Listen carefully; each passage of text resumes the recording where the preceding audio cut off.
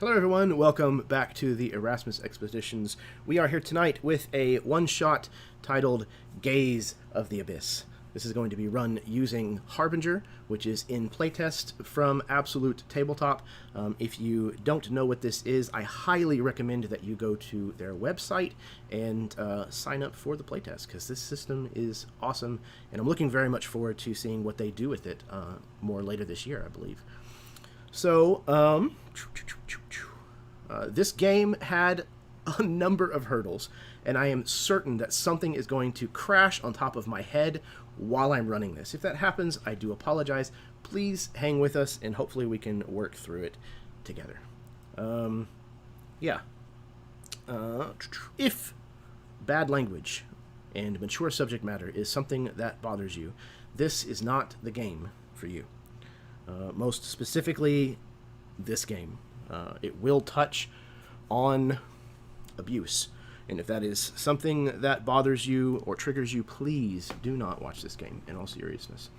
But if it doesn't bother you and you are down for a story that's a little darker, hopefully we can provide this evening. So before I get started, I'm going to pass things over to my 5 players so that they can introduce themselves, plug anything that they would like, tell you to wash your fucking hands, and wear a mask, and then we'll get rolling. So first up, we're going to go with Karen.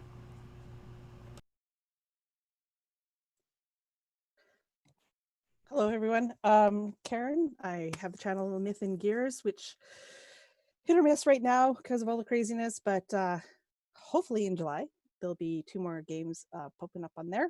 And as I was told to do, wash your fucking hands and wear a mask. Thank you. Eloquently put. Yeah. Super excited to have you as always, Karen. Thank you for coming on board. All right, next up we have somebody who I believe this is the first time that they're ever showing up here on the channel, but I'm very excited because I've kind of had the chance to get to know him and talk to him a little bit. Jonathan. Hey, everybody. So this is actually my first time playing Harbinger, first time on this channel. It's an extremely unexpected game, so hopefully I'm able to keep up with what's going on. And just to echo with whatever everybody's saying, I guess, wash your hands, keep your mask on, be safe out there, everybody. Yeah, excited to get started. Excellent, man. Like I said, I'm very happy to finally have the chance to sit down at a table with you and roll some bones. All right, next up we have Steve. Hey everybody, I'm Steve.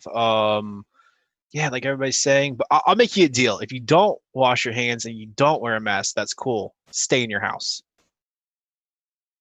All right. Other than that, the only thing I'm gonna plug is Jeremy's channel, because we have Sunderhearth coming up soon. So looking forward to that. It's gonna be a lot of fun. Continuing this epic world building project that is spaced over 12 months with 12 different guests and 12 different subjects to give us essentially a primer for a setting that is really difficult not to try and run in already. So there's that. But yeah, that's all I got. So looking forward to tonight's game. Excellent. Fantastic to have you back as well, Steve, as always. All right. Yes, Sunderhearth. Very excited to see what happens next with that. And for the end of this year to come for multiple reasons, but least of which so that I can start running games in that setting. All right, next up we have another new person to this channel, somebody else that I've gotten to kind of know a little bit outside of the face-to-face interaction. Adam. Hey guys, how's everybody doing? Hope all are well, and just wash your goddamn hands. It's simple. You know, you think you would know this before a massive pandemic would happen, but yeah, first time. You're totally popping my streaming cherry here, which is kind of weird. But I've been watching you guys play for a long time, and it's a real honor to be here in the action finally. So thank you, appreciate it. Happy to have you, man. I would say that I'm going to be gentle, but that would be a lie. Sorry. All right. Last but certainly not least, Alex.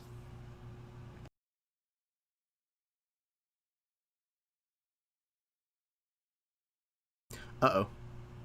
We don't have you, Alex. You might have to mess with the audio settings here in Zoom, perhaps. Should go down to the bottom of the screen there. See, I told you something was going to fall on my head, and it's already happened. We haven't even actually started yet. Is it possible, Alex, that you muted your mic? I saw you reach. Did you mute your mic before you unmuted into Zoom? No, I was hoping. Simple things. You would think. I have the same issue sometimes, and it's probably going to come up at some point later in the game as well. So yeah, if you click down on the caret next to the little rooftop, next to the microphone. Nope, still nothing. You should be able to select a microphone from there and see if it's... No, I don't know if you can hear us either. Did you plug it in? Sometimes, man, you gotta check. All right. No. Nope. Did Windows mute your Did Windows system mute your mic? That's what happened to me. And none of my stuff showed it muted. I literally had to troubleshoot the microphone. It was like, oh, hey, your mic's muted. Okay. Yeah, we'll keep going, Alex. Hopefully we can get that figured out so that you don't have to play your character as a mute. Space mime. That's awesome. C3PO. Okay. Well, yeah, last bit of business. Thank you if you are tuning in this evening, whether you're watching with us live or whether you're tuning in the future. I'm very excited to have you here. If you do like what you see, please hit the like button, subscribe, stick around. There's lots and lots of content, and yeah, there's going to be lots more. Harbinger, if you don't know, is based on 5e, Dungeons & Dragons 5th edition. There are some pretty major changes that are fundamental, but if you understand 5th edition, you can understand this game. So stick around. I think that's everything else that I need to touch on. Okay. And I stalled for as long as I can. So here we go.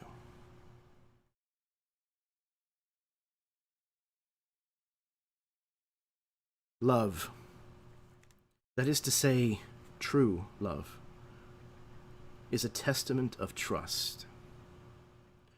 For to know true love is to make yourself beyond vulnerable. It is to bare your soul to another person. For those two souls to intertwine.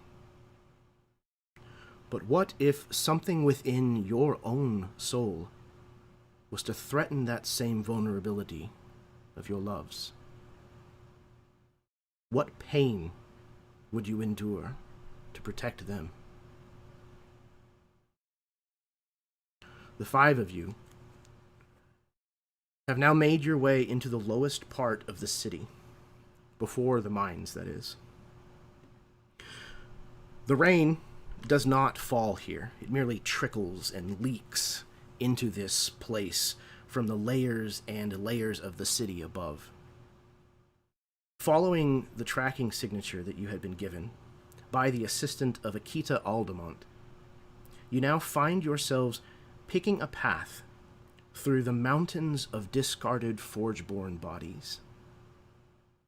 All around you, the machines load them by the dozer full into the many numbered furnaces that dot this strange and morbid landscape.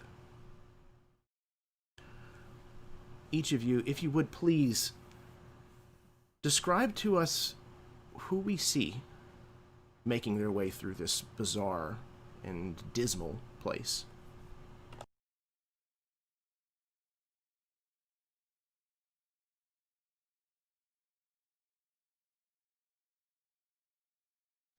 Everyone's being so polite, letting the other person go first.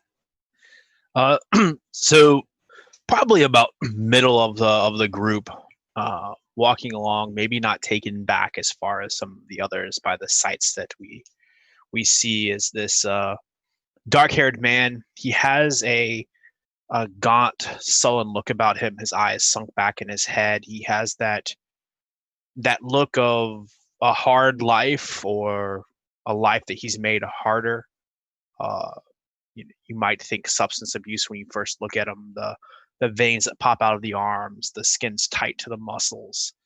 And he wears clothes that look like once were sort of high end, not so much anymore. They fit him well, except for where they hang off because he's lost some weight. But he moves with a practiced gait. You can tell that he was military or security of some sort. And he has this red stick that hangs out of his mouth, the end of it slightly glowing with a familiar magenta astra to it. Anyone who knows it would know this is not a legal substance. This is some sort of drug that is made from not refined astra, but astra that's been coalesced out of living practitioners. And it's a bad addiction. It's something that perhaps has infiltrated, the higher ups as well as the street level of Chrome City. But he sort of has it, chewing on it, one like a toothpick, and looking around.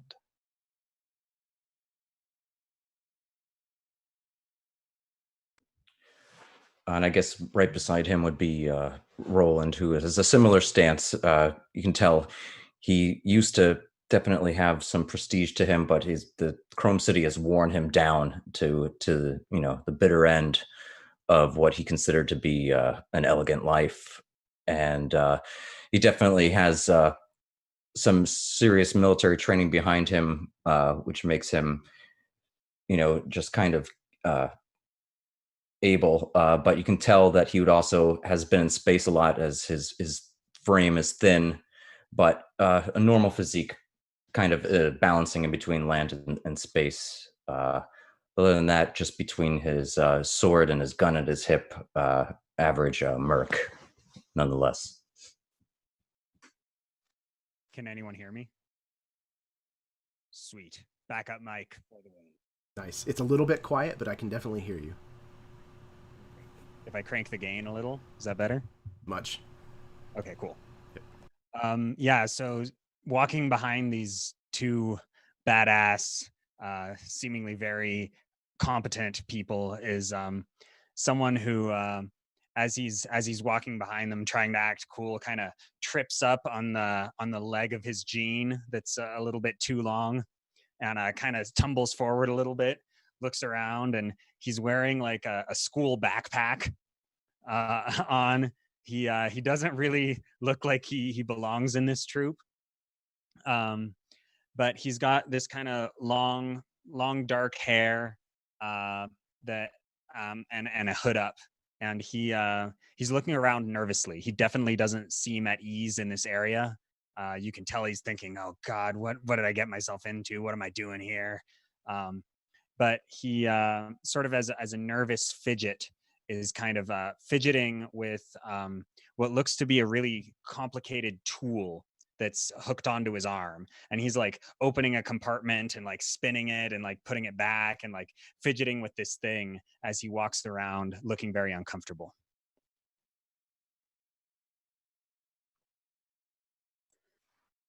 And up in front, ahead of those three, kind of walking with almost like determination, is this kind of nondescript figure covered completely in some sort of black leather and armor.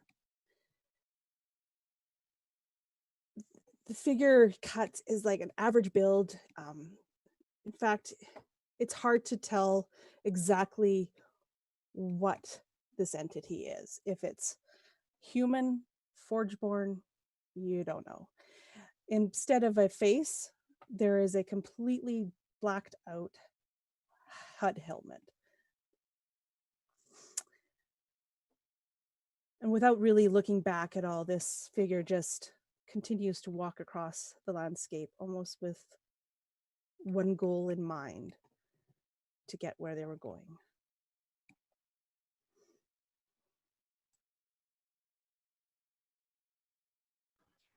So, following a small measured distance behind everybody would be a figure named Dustkrell. Most of his body is pretty much covered in some type of clothing. He wears a poncho over even that. Um, on his head, he has like an actual reality helmet where he uses cameras and things to see his surroundings, but his face is actually covered up by most of it. Um, Everything that he has on him seems to be some kind of tactical gear made to move quickly and be unseen. And even just that, even without his poncho completely covering him, there's like, if you're not looking at him closely, it almost feels like he just slips out of your sight. But unlike the rest of the group who might be picking through or doing whatever it is we're actually supposed to be doing here, his hands are taken up by the carbon that's in them, and he's kind of has it holstered and ready to spring into action in case anything were to happen, as unlikely as something like that is. But for him, anything that's unlikely is just as likely. So the five of you have been searching for probably 3-4 hours at least at this point, and following this beacon. I don't know which of you would have this tracker information on you, but you're kind of following the guidance that's kind of leading you through these mountains of corpses essentially, and kind of dodging some of these larger machines that are all automated and not paying you any mind whatsoever. It would be very easy for one of them to simply roll over you and it wouldn't even realize it. But you've made your way in between, deeper into this landfill place. And everybody make perception rolls for me, please. And you can have advantage on this.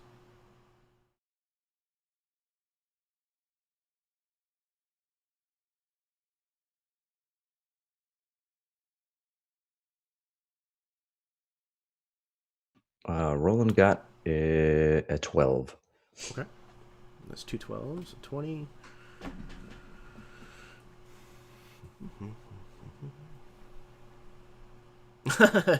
Karen needs dice. To be fair, she was kind of... we rushed her into this. Just pick a number between 1 and 20. I don't think it works like that. Oh. Is that what you do, Steve? Yeah, but I use a die to tell me which one it is. Okay. So, Zero and Trax, both of you kind of hone in on this signal, this signature, kind of at the same time, and realize that you're just like 2 or 3 meters away from it. And you push forward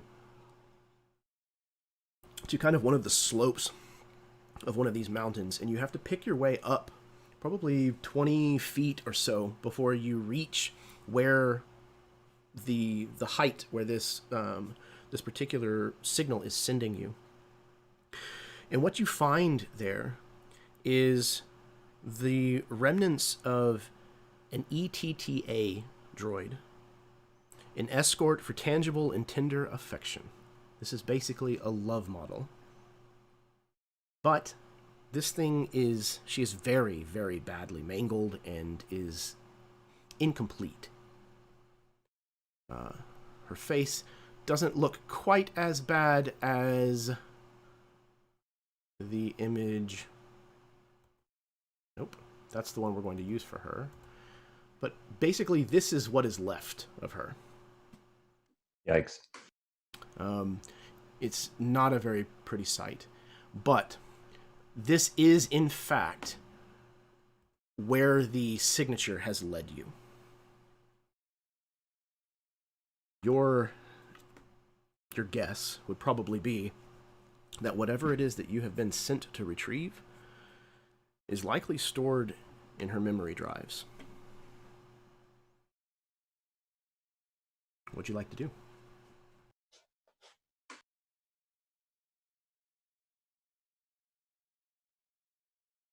I would approach kind of timidly.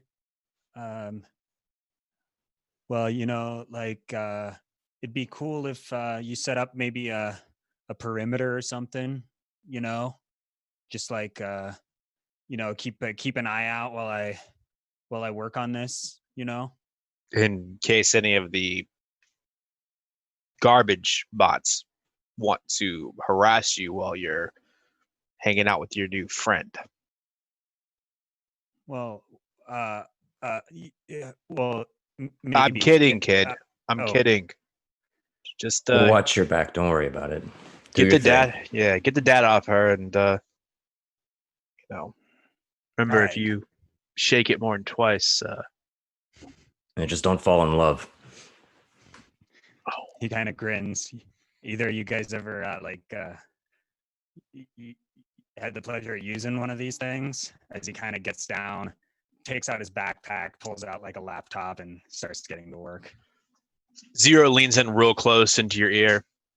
No, but when you're sticking your fingers in there, remember someone else has. He kind of looks at you, kind of like, ugh. And he gets to work. He plugs in a few cables to the laptop, gets out the arc tool, and rubs his hands together. You can see as he starts working on this, he starts to relax a little bit, get a little more comfortable. He's in his element. He's problem solving, troubleshooting. Roland never likes it when somebody's doing something and everyone's just staying around, so he'll draw his sword. Is there are there other vantage points that kind of look on to where everybody is? Absolutely. Yeah, there's little mountains of, like I said, these Forgeborn bodies kind of all over the place. So it wouldn't take much for you to climb to the top of one of them. Yeah, so as everybody would have been making their way up toward where we were supposed to go, Dusk would have gone to perch on a vantage point overlooking their position. Yeah, and Trax would have probably found some place. Okay, I can only imagine that we're like kind of hidden behind some sort of like mound of bodies. So Trax would be have seen where Dusk has gone and gone kind of in the opposite direction, so that we can't get ambushed from either direction. Yeah, Jeremy, you said it's like a circular like scrap pile area? So where you are currently, this landfill area it extends further than you can see in any direction. It's miles and miles long. And it's just kind of this hilly landscape, essentially, of bodies in these kind of chutes that extend downwards from the city above, and just is constantly kind of dumping these until it makes a mountain, and then they're shifted to a different position and start all over. So it's several different mountains of these bodies everywhere. Okay. So, Garvin, as you're starting, you're kind of looking around at this thing, and you realize that in order to try to retrieve whatever file or files that are stored on her memory banks, you're going to have to activate her.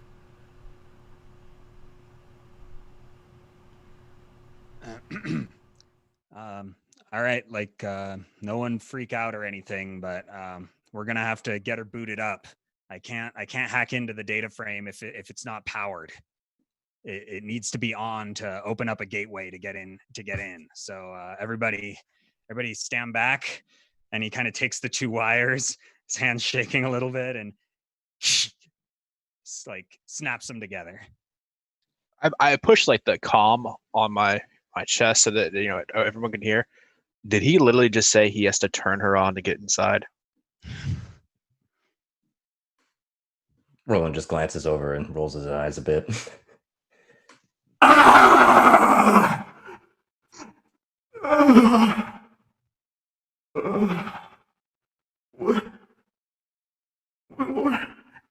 What's going on? Who are you?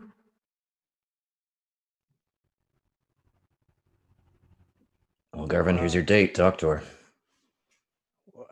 Excuse me, ma'am, he says as he's typing while he's talking to her, trying to like download the data. um, don't worry, everything's fine. My name is Garvin. What is yours? I can't feel my legs. My arms. Maybe I can help with that. And he's typing frantically, trying to get the data. I'm working on it. Who are you? I don't remember. But my name. My name is Rose.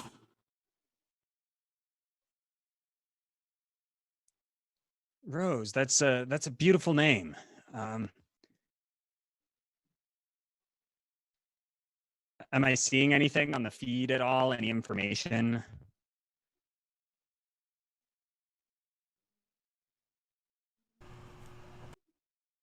Okay, so yes, you are getting That was a super cool, by the way. Thank you. You That's are badass. You're getting a very strange kind of readout. None of it really is making much sense as far as what you're used to seeing. It's just this like constant stream of strange symbols that don't really seem to mean anything to you. But as this is happening, I need all of you, please, to make a wisdom saving throw.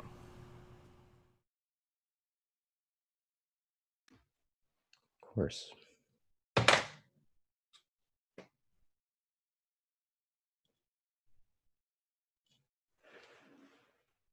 19. Roland got a dirty 20.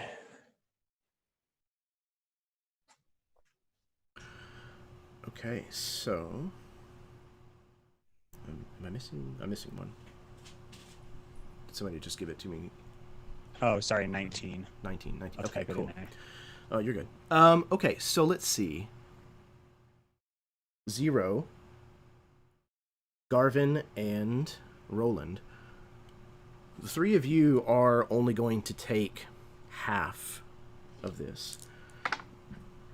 Full damage is going to be 10 points of psychic damage, as there's this kind of intense pain that shoots through all of your minds. Some of you are able to shrug the worst of it off, but those of you who do not, the three of you, you find yourselves somewhere else, not with the group any longer, but instead sitting at a table that has been laid out for a romantic dinner. Candles, expensive wine, and an empty chair are across from you.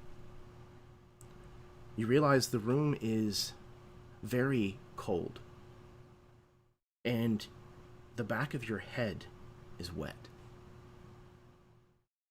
It's only then that you look down and notice that there is blood all over your side of the table. Suddenly, you see a reflection in the wine bottle of a figure approaching from behind you. The flash of a knife in their hand. In a snap, you find yourselves aboard the Harbinger. A dark and sprawling corridor of alien design yawning away before you. The hallway itself begins to tilt at a nauseating angle before you are suddenly jerked back to the present.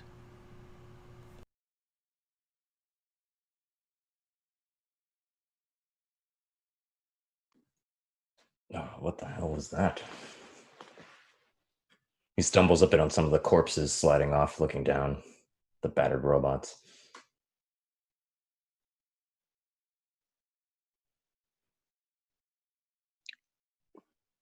What was what? You didn't feel that? Or see that? I wiped Garvin, some what did blood you from my do? nose. The psychic pressure I felt. Didn't see anything. I had a vision. Oh, good. It seemed to be the Harbinger. A godforsaken place. Everybody be on your toes. Garvin, what's the status with that thing? Careful with it, it's affecting us. I turn around and I've got like a nosebleed coming down, and I kind of wipe it off and shake a little bit. These data streams look like nothing that I've ever seen before. And well, me and my buddies from school, we've taken apart a few of these and reprogrammed them. This is not what it's supposed to look like. There's something weird about this pleasure bot. Maybe that's why they want it. Probably so. I think I'm almost done downloading the data though. All right, well, hurry it up. Let's get the hell out of here. He closes the laptop and puts it in. All right, time to unplug you, Rose. And he reaches to unplug her. Does anything happen?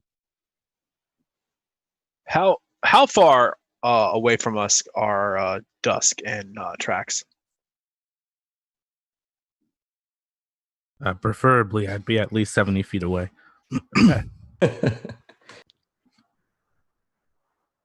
Yeah, Trax is probably about 40 to 50. So across the comms, Dusk, Trax. Did you catch that? Yeah, The I headache? caught it. The headache? Yeah, I think I blacked out there for a second. Whatever it was, I must have been affected on a much deeper level than a headache. Can you take a look around? I don't think a pleasure bot does this. Will do. So if I take a look around my mound, do I see anything? Roll perception. You can have advantage again. Looking around the mound. I am not rolling very well today. Let's see. Trax would be looking around as well on Okay, you can go ahead and roll his too. side. Yeah. All right, so I got a total of 13. Okay. Yeah, that whatever that was has completely kind of short-circuited whatever Trax has for the brain, and that was an 8 perception. Yeah, both of you seem to be having a hard time kind of shaking the image that you saw. And it's not so much that it was just the image. You know, it's not like it was a dream. It felt more like a memory. It was very real, visceral, even. And yeah, I imagine you might just be having kind of a hard time letting that go and focusing entirely on what you're doing. Okay. Any last words, Rose? As I'm about to unplug her. Oh,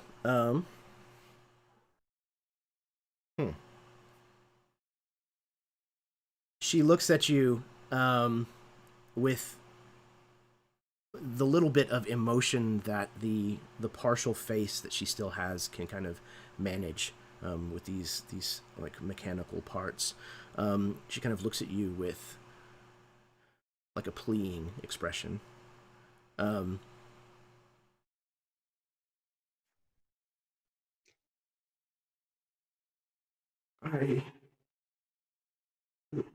loved her. Why? Why do this?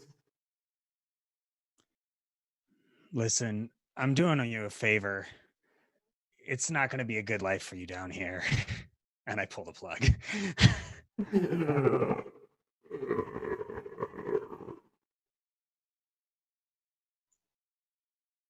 Did you get everything you needed off of her? It's all on the laptop, and I stick it back in my backpack.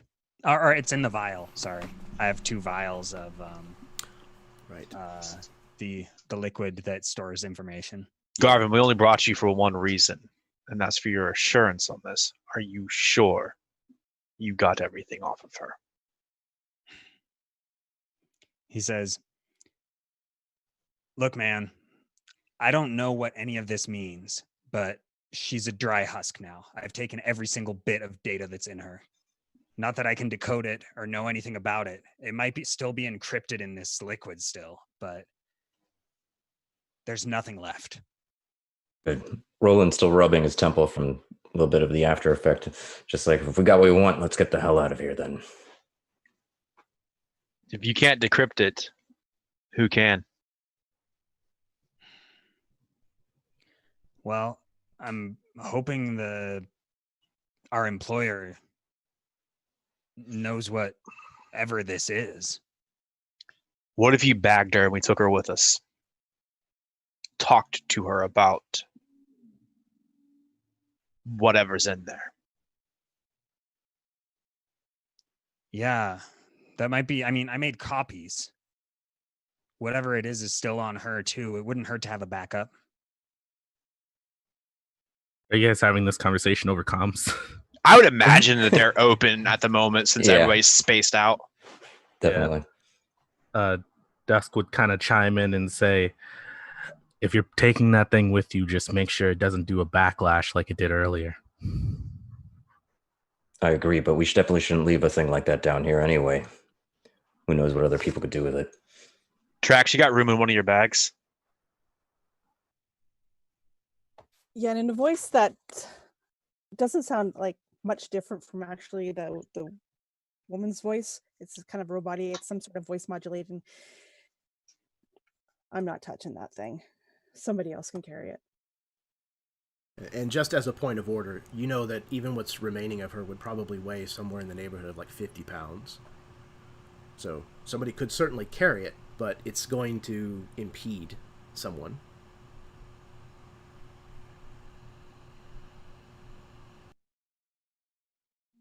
Oh, Gavin, you want your new girlfriend?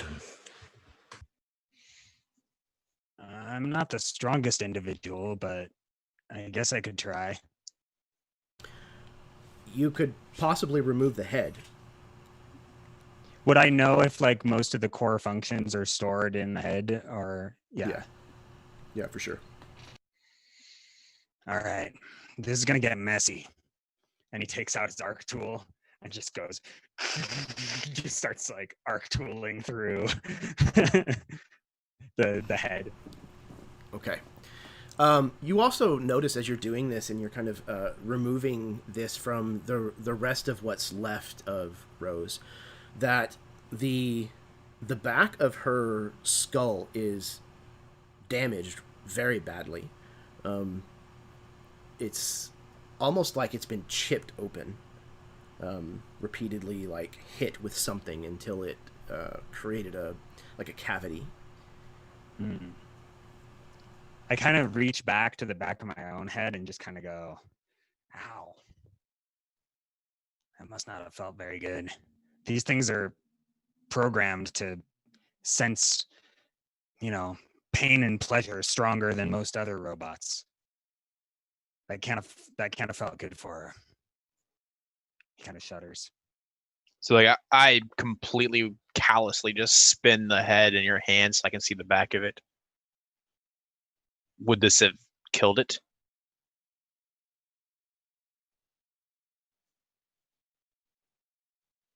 No. I don't think so. So why go through Definitely. all the trouble? Why would they torture a bot? Although, in my opinion, it's fine by me. I don't know, I've seen some strange fetishes, but People from the noble houses, they don't have enough work to keep them busy.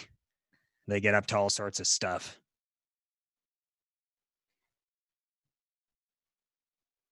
if you were trying to damage the memory engrams, could you do it if you made a big enough hole and stuck something in there? I mean, it definitely wouldn't be the easiest way. There's many software solutions that could get you there faster.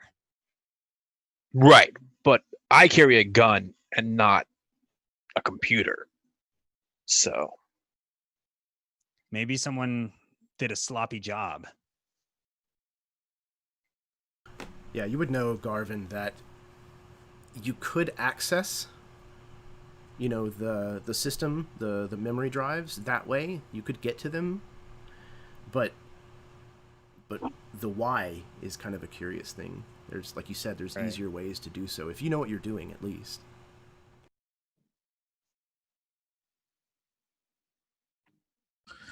Seems like a crime of passion to me.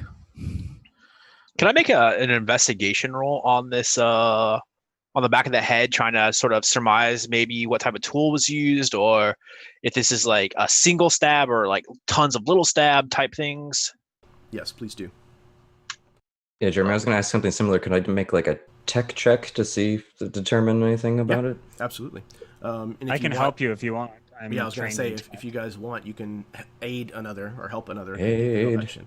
Definitely. And, give advantage.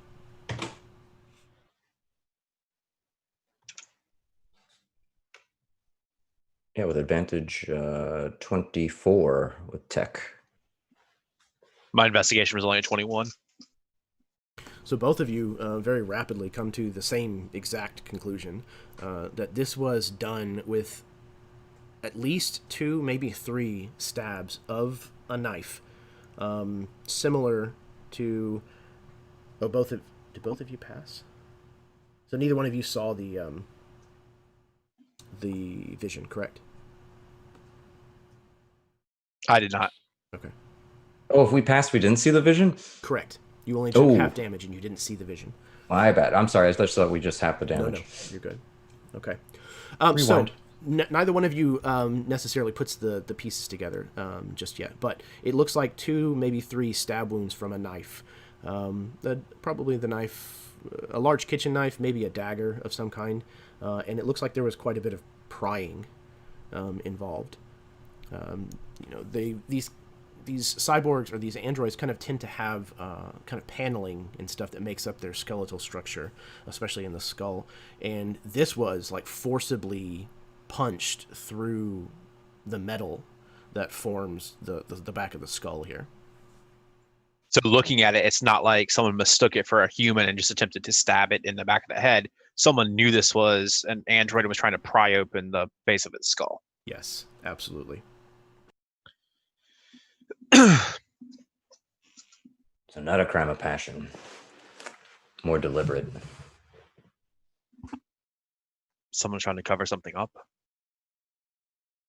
Well, in passion still, True. maybe a sex bot mistress and the wife was upset. Yeah. Don't know. Just Well, because you know Listen, guys, what you're doing doesn't make it not passion. I really like all your theories, but we were paid to get this data and get it back, and I kind of really need that money. If you don't mind, do we need to solve this crime? No, but it's important to know who we're dealing with. If they do this to a robot, what do you think they're going to do to us? Oh man. Indeed. Good point, Hey. Dusk. look, kid, I'm with you. Let's go turn it in. Let's get some glint, and I'll buy the first round. Be closer to Or- getting off this rock. Let's do it. What's the worst that can happen? You should not have said that. I think at that point, without you even noticing, because silent as everything, Trax kind of appears right behind you, Zero, and kind of says to you, "Why do you always say things like that? As soon as you do, shit goes south."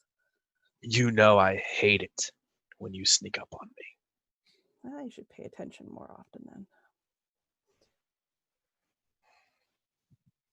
So, picnic, or are we leaving?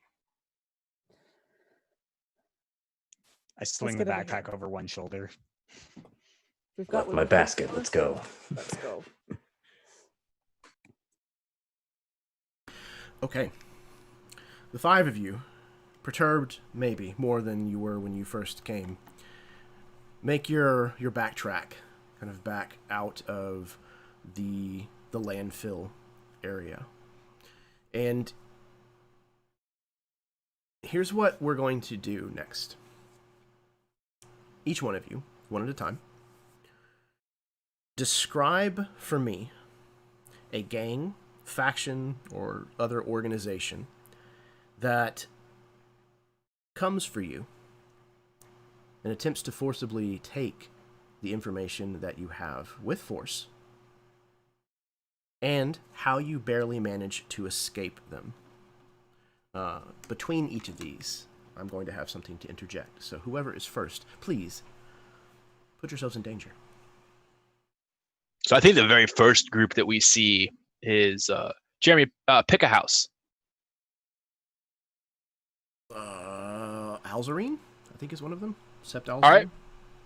So the very first thing we see is security from Sept Aldemont, and it's not a gentle entry. It's this almost like an APC rolling in towards us. You can hear the rumbling almost on cue as we sort of round a corner, and across a loudspeaker, you hear Francis Chow.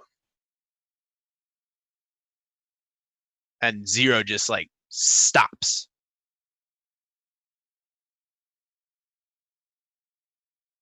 Turn over the body, the head, whatever you want to call it.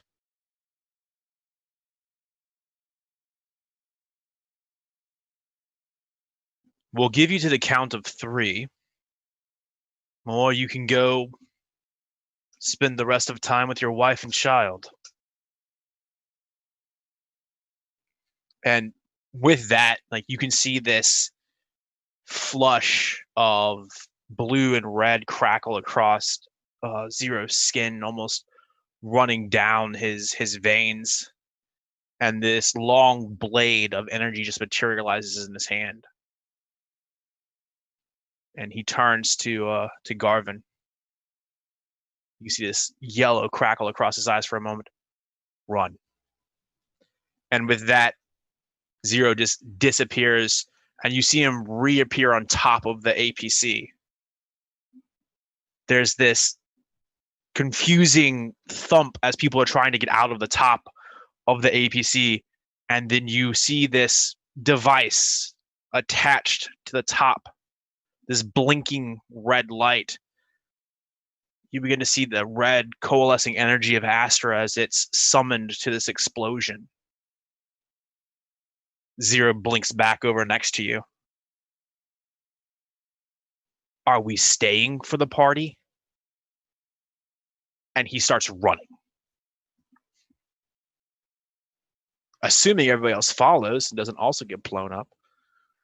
Yeah, no, definitely following, running behind. So after we have, maybe even had to slide back through some of these trash pits and rounded a few corners, sort of checking in with our, what are they called? Glinters? Is that what they're called? The screens? Glancers.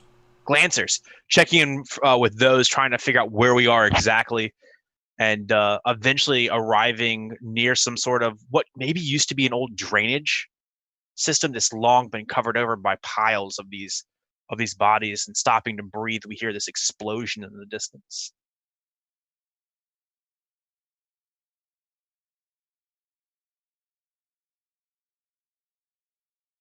Excellent.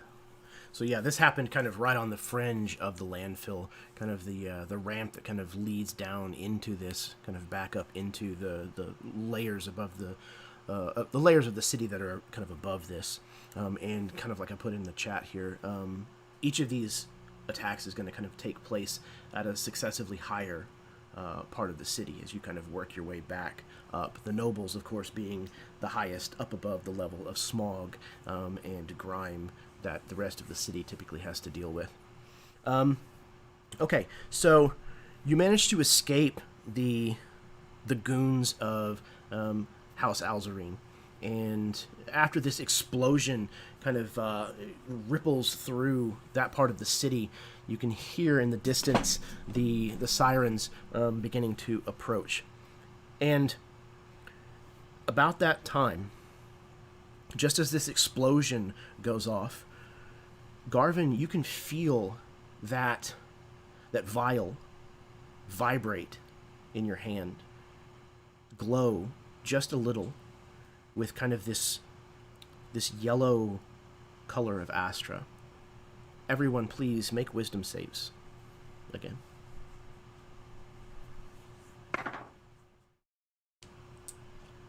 $17. Okay. 21. Okay.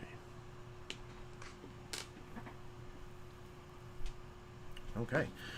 So, this time around, Trax, you are the only one that is going to take the full 9 points. Everybody else will take 4 of psychic damage. As again, there's this spike of pain, kind of in your mind. And this time around, Trax, you are the only one who experiences this second vision, this second memory, if you will. You find yourself on the upper tiers of Chrome City, up where the nobles live, in a marketplace. And you're casually shopping, and you happen to look down and you realize you have many of the same things that you saw at this romantic dinner. The bottle of wine, the candles, several items that look like they're for preparing food.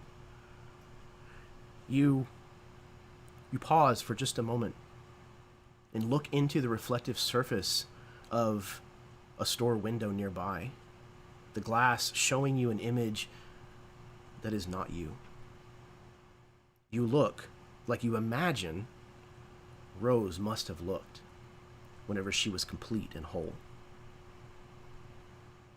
Instantly, you are shunted into a different time and place, back aboard the Harbinger, with its strange architecture and disturbingly organic shapes. You see, as you're kind of zooming through corridor after corridor and large cavernous bays, you see this writing, this strange series of symbols written everywhere. But none of it makes any sense. The arrangement doesn't even make any sense to you. It seems to be language, but it's just impossible to tell what it is. And then suddenly, you find yourself back with your 4 companions, running from this most recent explosion.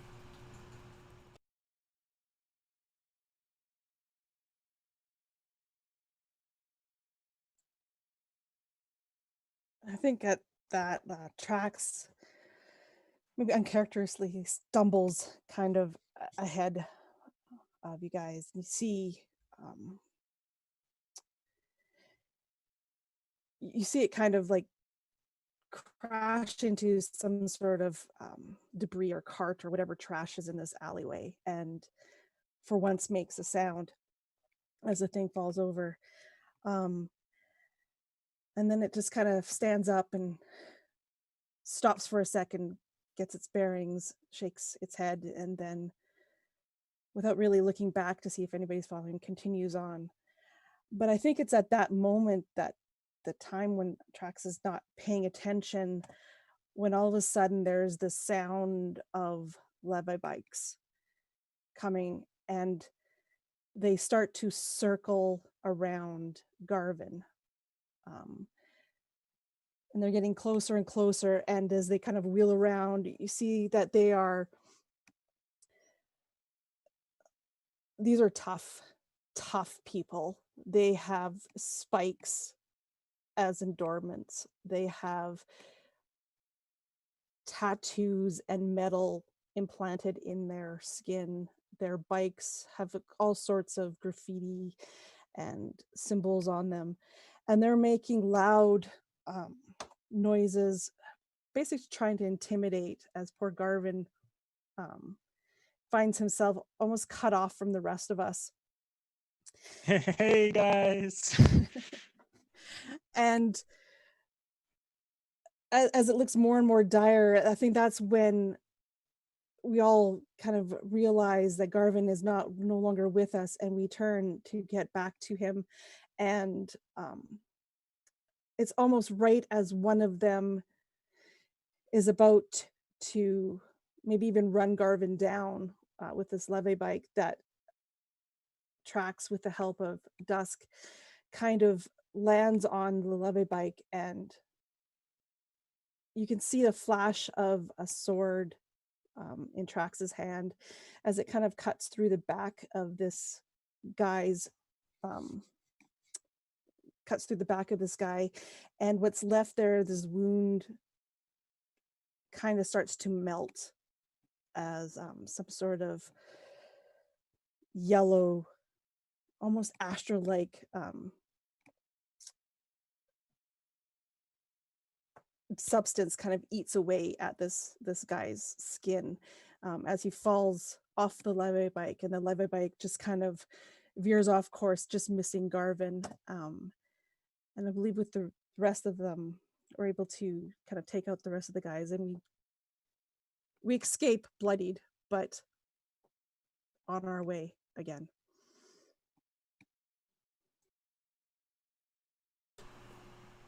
It was another close call. These bikers, one of these gangs, there are a multitude of them in Chrome City, many of them with great connections and funds. But you have managed to set them back a bit and escape once again in care of your package. It is no sooner that you have broken away from this bike gang that again this vial reacts. And I need everyone to make wisdom saving throws again, please.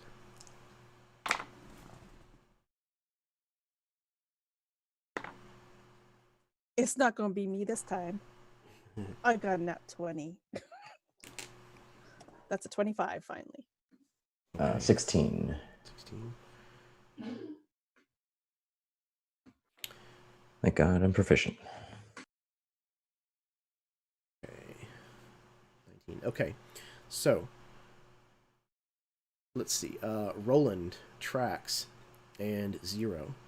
This time you will save and only take half and not see the following vision. Full damage is 12 points of psychic damage.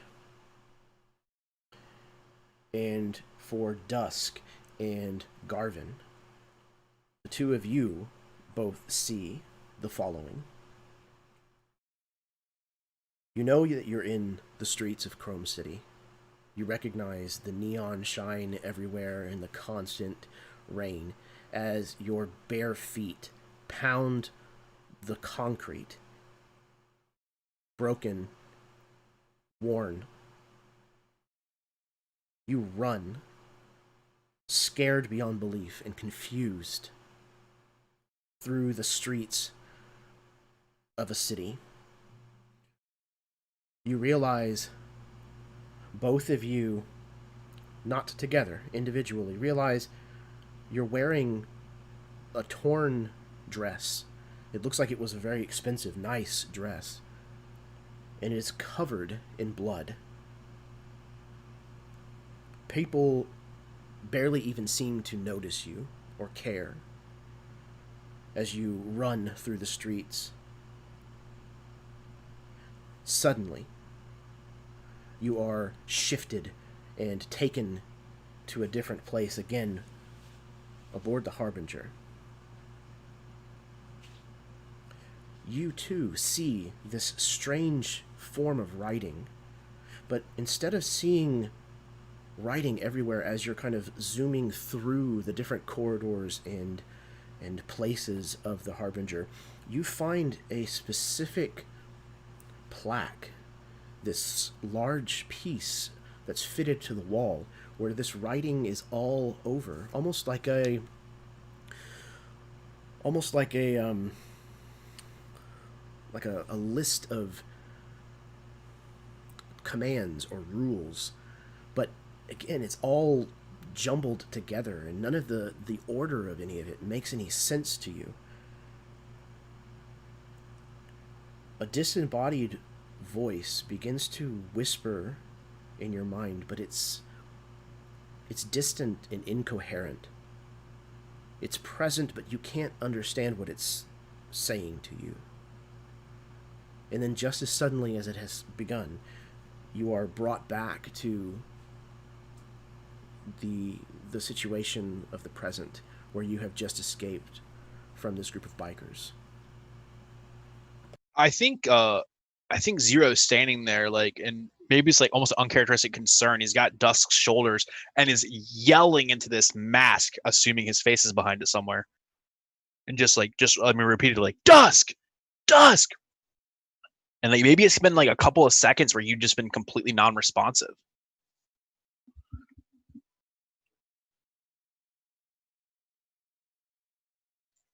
You muted, John. Yeah, Dusk would come back and just be like, yeah, this fucking bot is in my head again.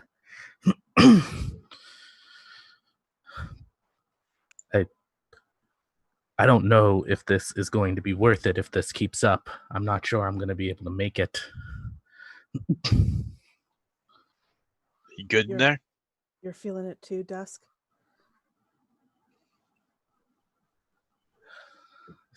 I thought it was just me. I didn't want to say anything. It's apparent that we're all feeling something. Roland grabs one of his, I guess, what are they called? The stims, like stim pack, like the little healer things.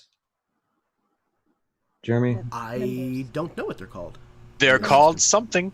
They're called something. I think of them more of like kind of like the Star Trek, like the hypo spray kind of. That's what they reminded me of in the description, I believe. Karen, they just kind of knew what they were called. Menders. Yeah. Yeah. She's been saying it, but I can't hear. She's so quiet. It's that Canadian politeness of not talking over top of us.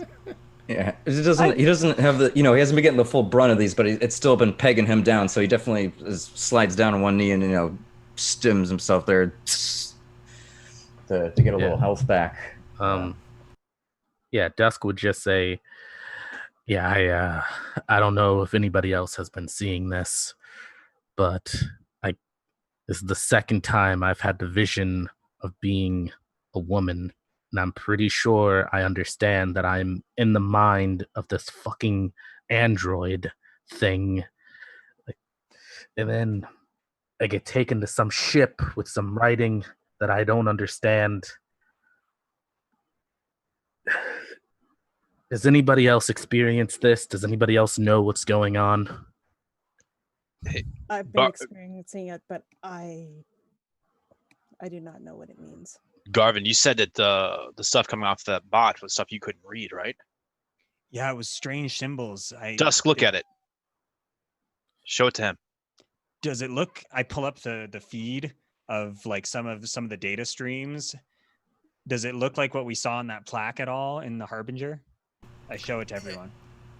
Yeah, it's almost like a digital appropriation of that. So I mean, it's similar, but it's not exactly the same.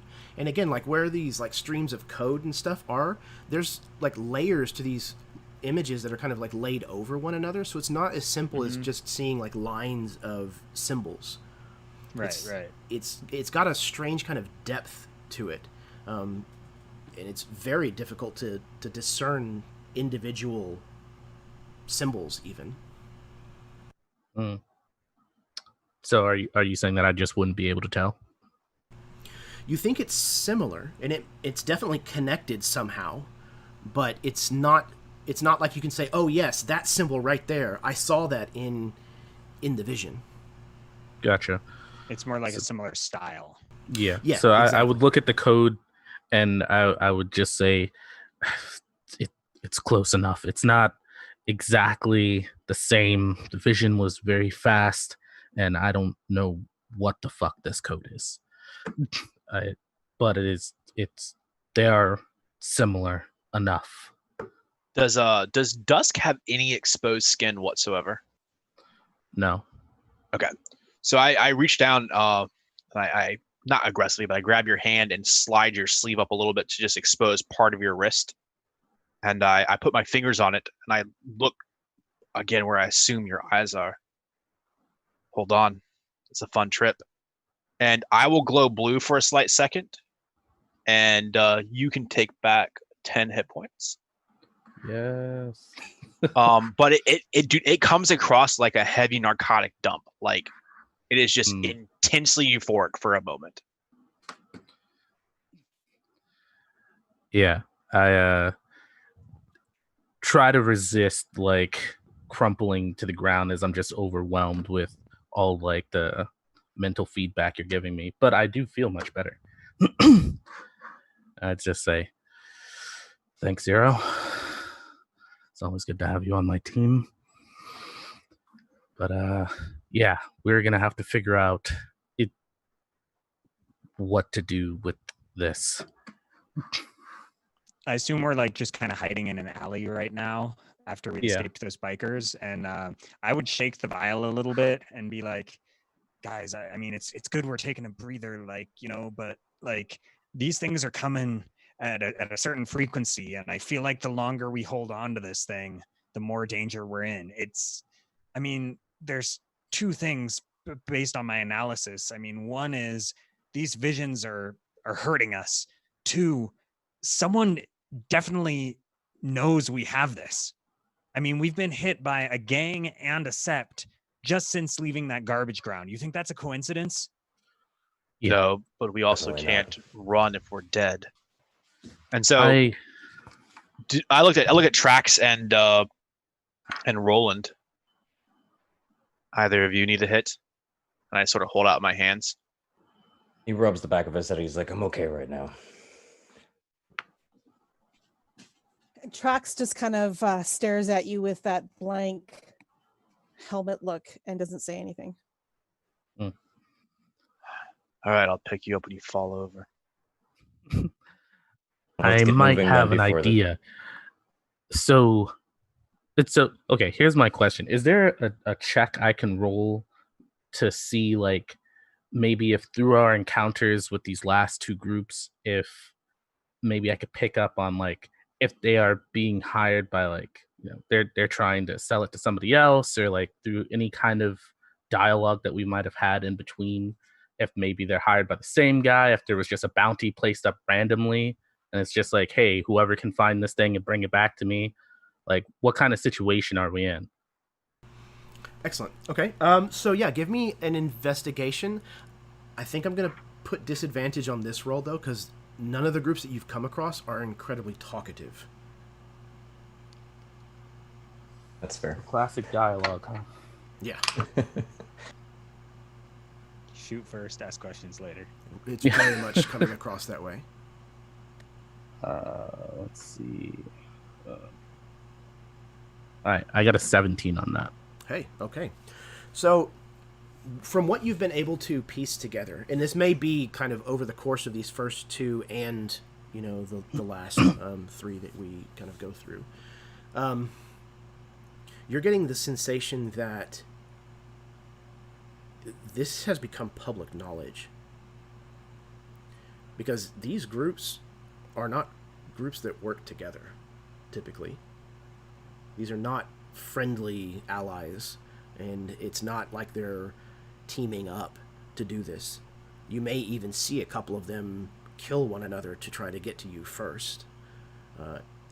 Without a doubt, whatever is in that vial, that code stream, is valuable enough to bring the shit out of the woodwork. Cool. Now, when you say public, is it like the mission itself has have been made public so anybody can do this mission, or just the fact that this thing exists has been made public? Yeah, so like if you guys go on whatever the net would be, the equivalent would be here in Chrome City, like the fact that it's out there, that this information, nobody seems to necessarily know exactly what it is, but the amount of money that's being offered on different kinds of bounty boards and things like that is staggering. And it's the same signature that you were given in order to locate this in the first place is listed with every single mention of it on these different bounty boards. I want to try to scramble that. I have like Excellent. tech and like astra, if that matters. Okay. Yeah, I think Can I make like a tech roll? I definitely think tech would apply. All right. So yeah, I would as I'm saying, like, they definitely know where it is. I'm like, oh, of course, we were following this tracker here. So I take out the tracker, and what I'm going to try to do is set up an algorithm that scans like the net for the beacons that like, or for like the coordinates of this machine and where they're leading, and essentially try to like scramble those coordinates to try to send people off our track. And may I aid him in that as well? Yeah, absolutely. Excellent. All right, I'll roll with advantage. And oh, that's pretty good. That's 25. Excellent. Okay. So you managed to scramble the coordinates to the signature that's kind of been leading you, leading these people to you, and you think that that's going to do it. You can see already reports starting to come in of people trying various different new locations that it seems to be sending them, and the information is starting to get very cloudy, as opposed to all of it kind of pointing in the same direction. People seem to be saying, I'm here, but I don't see it, that kind of thing. People are starting to communicate and trying to figure out what's going on. But for the time being, you managed to essentially skip at least this next encounter. So, unless you want to describe how... Yeah, let's do that. Alex, since you kind of just did that, describe how what you have done allows you guys to miss one of these encounters. Okay, yeah. So I would say we're basically in the alleyway, all kind of hanging out, taking a breather.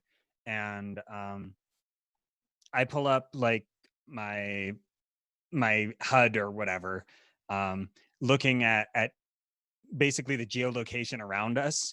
And we're basically looking at it like together, and we're seeing like maybe 8 groups like coming in, like zeroing in on us, and like everyone like takes up a defensive position and like gets ready, but like people are incoming, and this is going to be like too much for us to handle. It's like group after group is like converging on our location, and I'm sitting there on the computer just typing. I've got like bead of sweat coming down, like they're coming in for us. And as I do that, I kind of like hit enter, and like the location of the object seems to zip out, like on the display, like zip out through an alleyway one direction, and like the closest group starts to follow it right as they're approaching us. And then as I get more creative and start typing more, it's like these different groups are thinking that each other have it, and they're starting to like attack each other, and in the chaos that's ensuing, we're able to like sneak out and get away. Nice. Jeremy, a question. The person who gave us the job, Akita, right? Correct? Yes.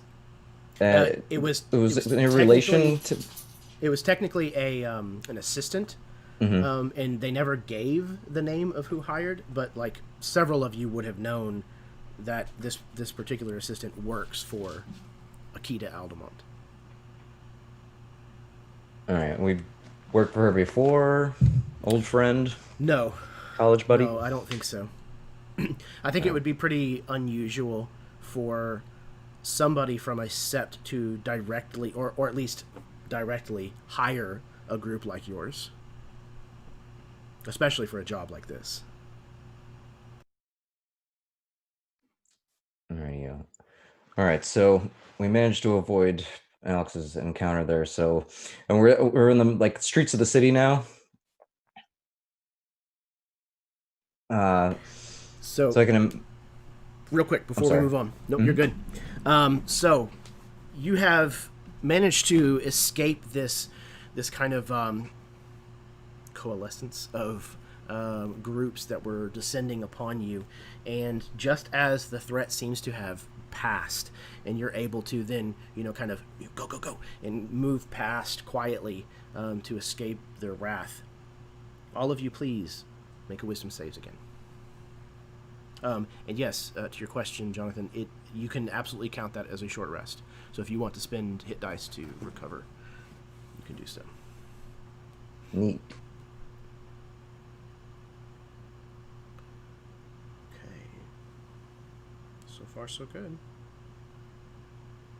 18. Ooh, okay. Good. So all of you will only take half of 9. So all of you will only take 4 points of psychic damage. And no vision. Okay. So Adam, you may continue. Yeah, it's kind of like a double-edged sword. It's like you want to learn more, but at what price?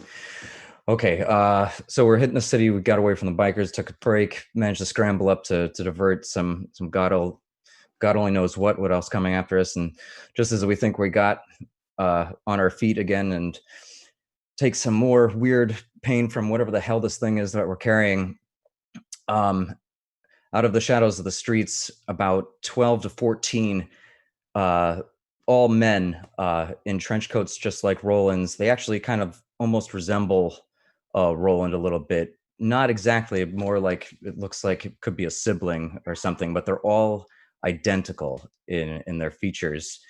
And a lot of them are beat up. Some of them are missing pieces, but they all have swords drawn.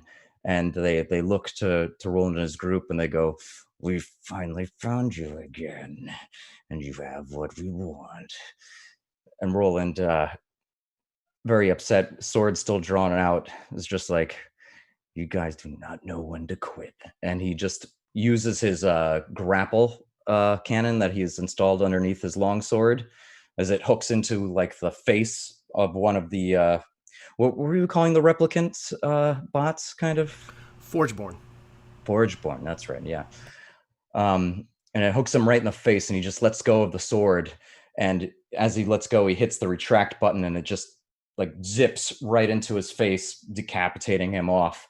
And then he reels out his gun on the one side and just takes out 2 of the others on the side as they split apart, and they kind of just each person gets 2 of them in front of them at the same time. And then as he finished blowing apart the other 2 standing beside him, the one stabs him on the side, but he manages to use his blink module on his blade, which recalls his sword back into his hand. And he stabs the other one, but he has to stab through his hand himself to get into the last one. And then the others may react to the 2 in front of them if you wish.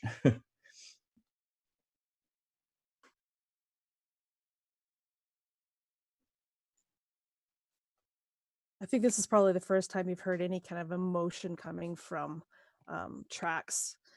Because when these creatures jumped out in front of us, these Forgeborn, Trax kind of dispatches them as he's yelling, "Flaming Sasquatch oysters!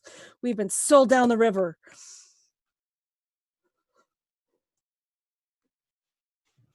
Yeah, so I guess the 2 just frown and look at you and, take their swords to you to their best attempt to attack. I don't know if you want to take over that, Jeremy. It's just 2 like minor replicant, like I guess they would be even like minions considered almost. Can we like roll initiative and fight these guys? Absolutely. I want to see Jeremy. Sure. I don't have stats for them, but I can come up with something. Hey, they're your replicants. Yeah, sure. Roll initiative. I want to try out my stuff. Yeah, dude. Don't worry, that was coming. It is coming. That's I coming. promise. Just not there yet. But Yeah, if you guys Alright. want to fight if you me- want, yeah, you can totally retract and just, we can take those guys We'll out. just They take care. We can take yeah, care of them. yeah, take care of them. Maybe too eager. Get around. save your stuff. Oh shit.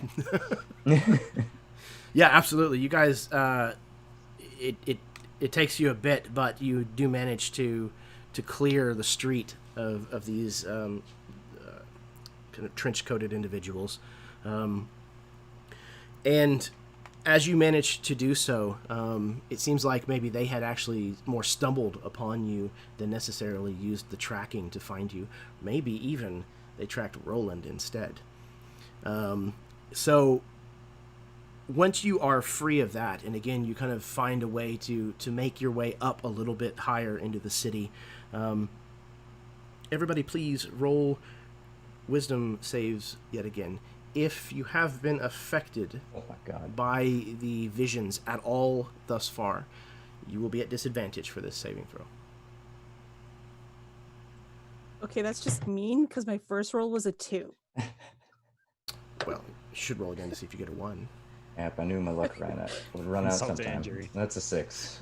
All right. Okay. So, full damage, psychic, again, will be 14 points this time. So it seems like 0.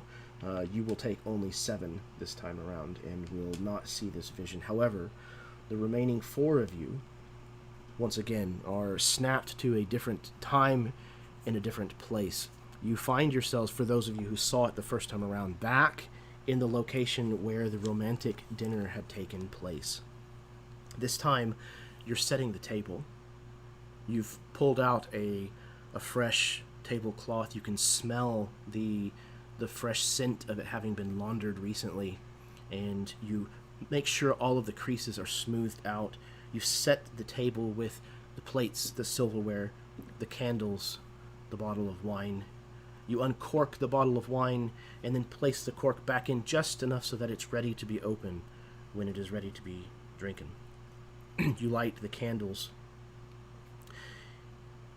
You feel a giddiness, an anticipation of what's coming next, excited and proud of what you've accomplished here. You feel like there's something that you just can't wait to share.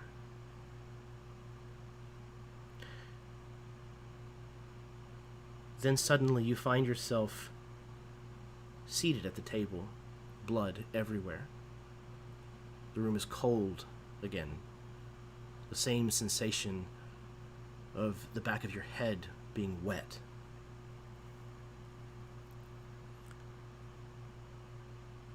This time, this memory doesn't end as you see the figure approaching, reflected in the bottle of wine. This time, you fall forward, pain streaking through from the back of your skull. And as you fall forward, you knock one of the candles over, setting that tablecloth ablaze. And you turn and you can see none other than Sept Aldemont.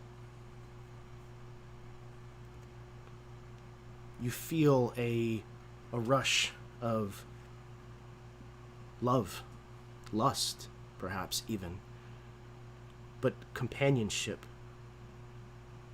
confusion and pain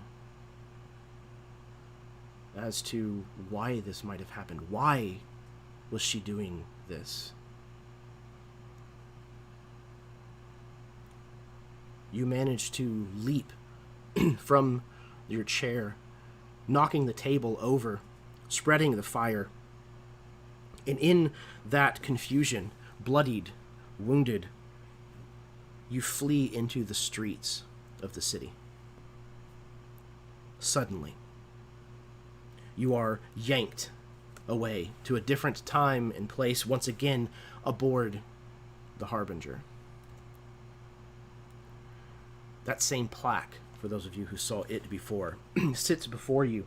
Now, however, the strange markings upon it have shifted, changed, almost aligned themselves.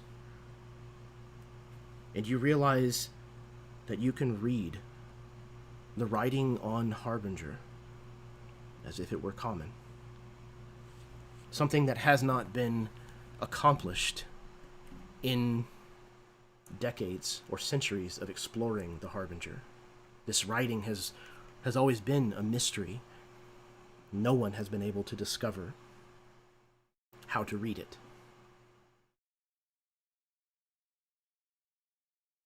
What you have loaded off of this ETTA droid is the cipher, the lexicon of the language of Harbinger. Suddenly, you are yanked back into your present situation, your bodies. And that is where we're going to take our break. So, 5-10 minutes, refill your drinks, go to the bathroom, smoke them if you got them, kiss your spouse, etc., etc. Players, please do not turn off your cameras because it will juggle you about. But yeah, sit tight. If you are watching this evening, thank you so much for tuning in live. And if you're watching later on, thank you for that as well. Sit tight. We will be right back and finish up The Gaze of the Abyss.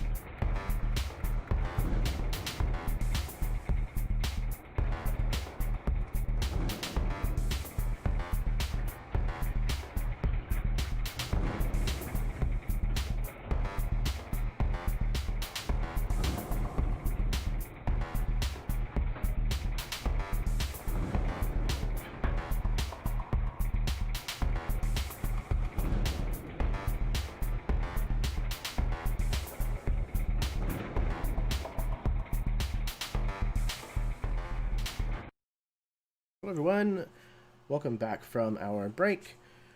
This is going to be the second half of the Gaze of the Abyss one-shot. One with Harbinger. If you are starting here, I hope that you can follow along with what's been going on. So yeah, I'm ready to get back to it if all of my fine 5 players are willing. So, do it. You have just been yanked back into the present. 4 of you having just experienced this latest vision, this latest spike of psychic intrusion into your brain. And you've just realized what exactly it is that you are in possession of. So, if you would, please, what is that conversation like now that that realization has hit?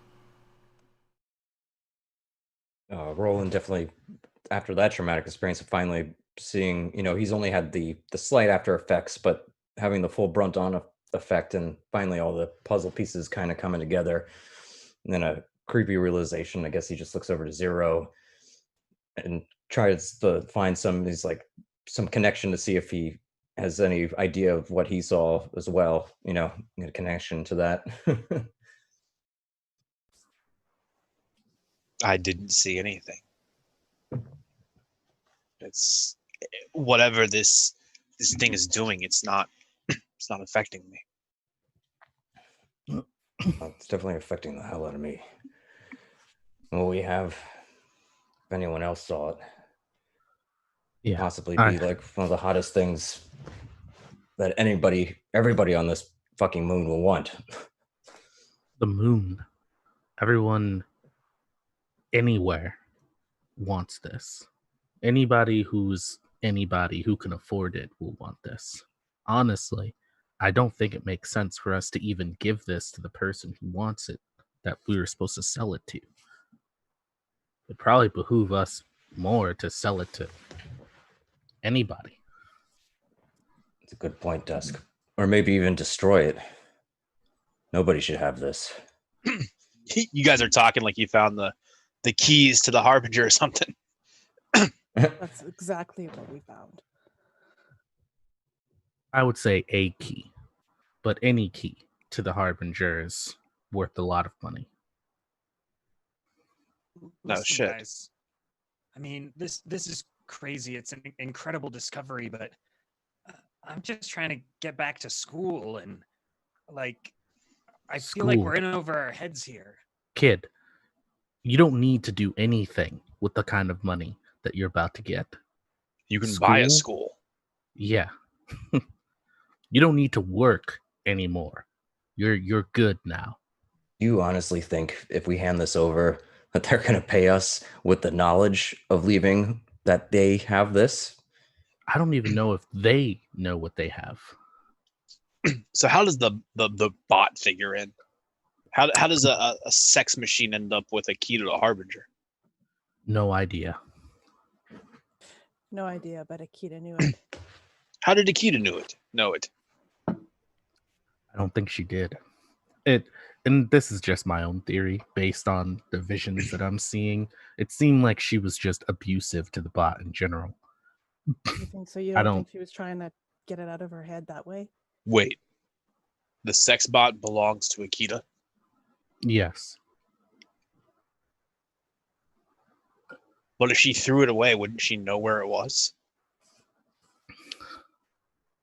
I mean, I don't think she threw it away. I think she tried to kill it. Or she was playing with it, like Dusk said. It escaped her in the last part of the vision. Escaped into the streets of Chrome City. What? Yeah. Why would a sex bot run away? Because she hit it in the back of the head with a spike. That's fair. Sex bot or not, it feels pain. And as soon as she hit it, it ran off. So she and the sex bot are just going at it, and then she decides to stab it in the back of the head? No. Again, this is a completely unprovoked act of violence. It seemed to be doing just a mundane task of setting up a table, and then she comes out of nowhere, stabs it in the back of the head, Sexbot runs off. I'm assuming at some point she hires us to find it. Why is a sex bot setting a table? Why does a sexbot have the lexicon to the Harbinger? There's a lot of unanswered questions here. Right, All but I'm if you're saying is Akita, that don't you have a butler bot or I don't know. Maybe you have a thing for the person you're having sex with setting the table. I don't know. I'm not here to judge whatever her kink is. What I think we should be focusing on is what we're going to do with this information. Kink shaming aside, we're still out in the wide open here. We really need to go, and this thing is still hurting us as we move along.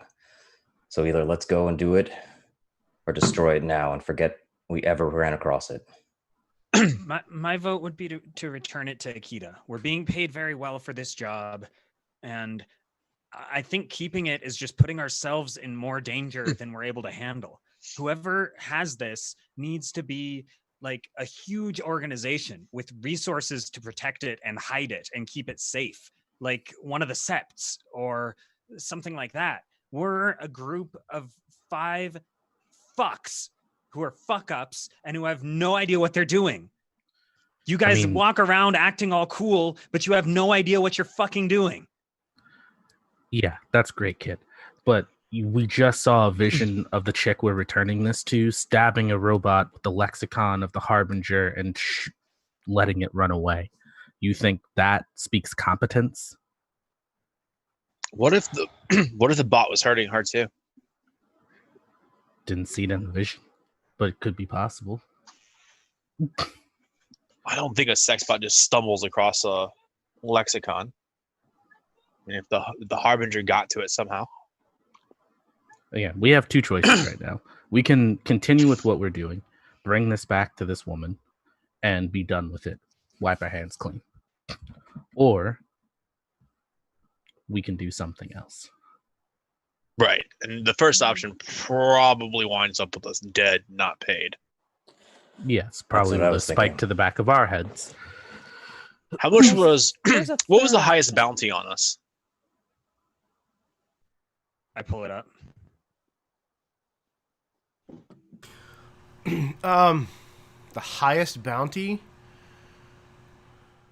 I would say probably somewhere like 50 million glimmer. Like it's And that's it's an more than we were being obscene- paid, right? Oh, absolutely. Hands and fists above. But what did So you you have, Karen? Shit. Well, Garvin, you made a copy, and we still have the original. So we could take the original to Akita, keep the copy, give it to the highest bounty.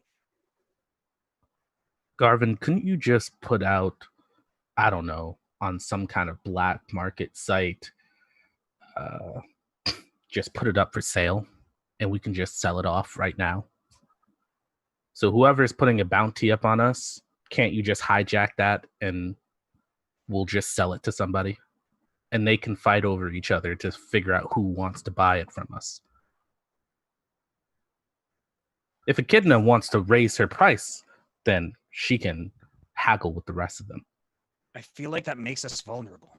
Yeah, that Already pretty much vulnerable. puts a big spotlight on us. Do we Sure. not already have a big spotlight on us? I think Point most well of taken. the people who have been finding us so far have been tracking this, and he pulls out the head. I liked Trax's idea. If we give the head to, what was it, Anita? Akita. Akita, yeah, sorry. If we give the head to Akita, it's her problem. The copies I made are untraceable. We can lay low for a little while. And then once we've got a little bit more information and we can figure things out, then we can sell it. We can have time to set up multiple layers of digital protection between us and this thing. We can have time to set up a proper trade where we're not putting ourselves in danger. Right now, as long as we keep this, we've got a target marked on our heads. We pawn it off to Akita. We keep the copies. I think, Trax, you're definitely onto something. Do we even know that the copies will still be good? I mean, if it's code from the Harbinger. I mean, I can't say that I fully understand exactly what I have in these vials, but what I can say, Zero, is that every time we've had one of those fucking visions, this vial is what has glown. So something in there is related to this. It hasn't been the head, it's been the vial. It hurts. So I have a question.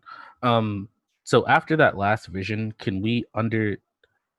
does our understanding of the language remain with us, or was it just for that vision? It's basically just for that vision. This would take several people probably working together, several machines working together, to be able to fully unlock this. And it's the kind of thing that you'd probably have to have like a glancer to be able to like hold over this for it to translate for you. Like, this is way more complex than any any language that that humans would have ever developed.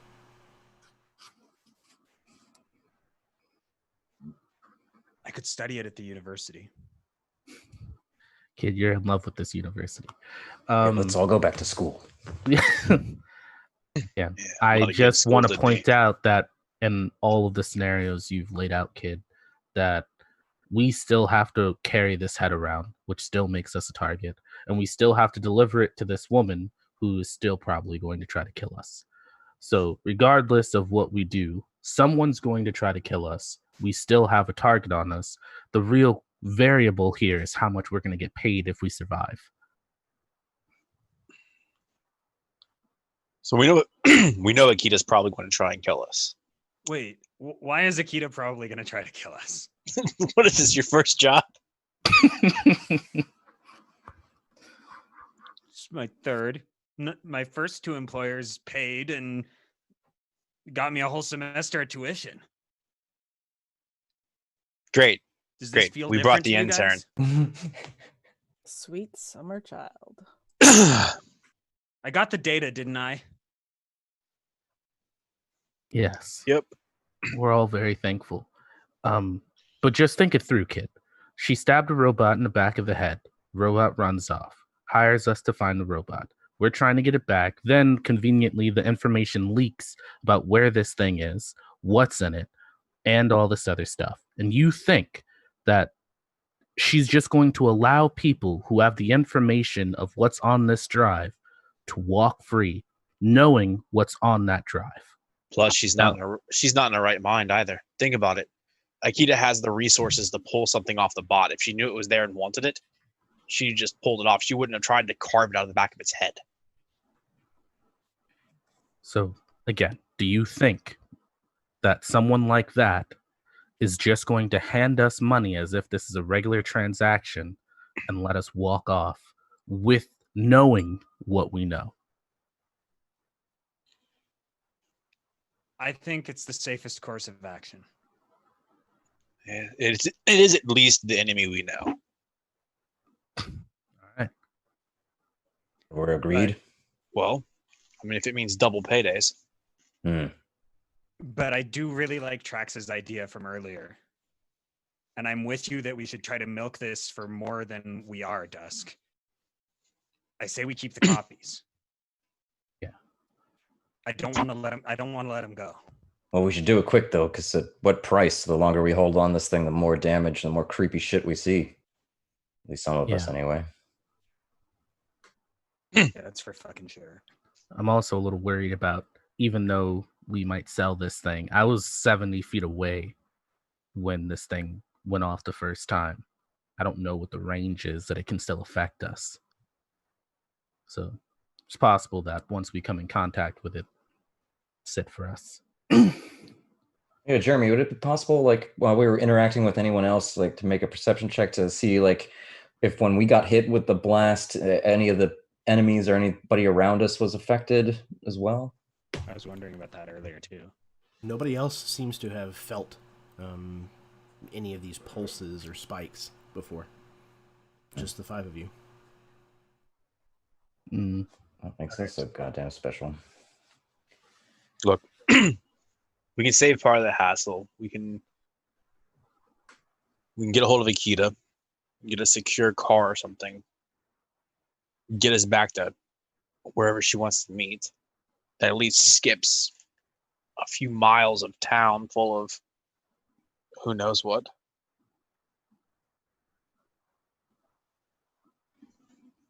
Yeah, well, at least we need a rendezvous. So I've let's got get in a. contact with her.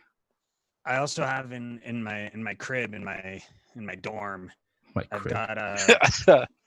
I mean, if you guys wanted to come hang out there and stuff, I don't know if that's cool, but like, it's a pretty cool spot. Sometimes people hang out there. And anyways, I've got a crate that isolates any sort of astra or tech from coming in and out. It could be a good place to store the vials of information. I think it would be able to at least isolate it so it's not constantly hurting us. Does your crib also have one of those mobiles? One of the no. You mean those digi things for kids like on the ceiling? Look, he caught on. I mean, Look, one thing he's right about. University at least means she's not going to blow it up.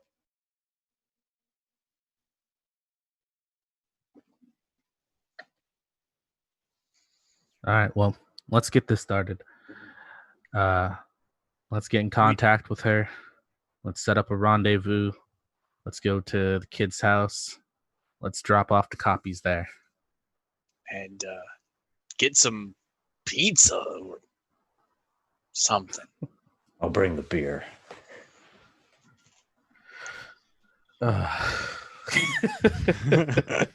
Perfect.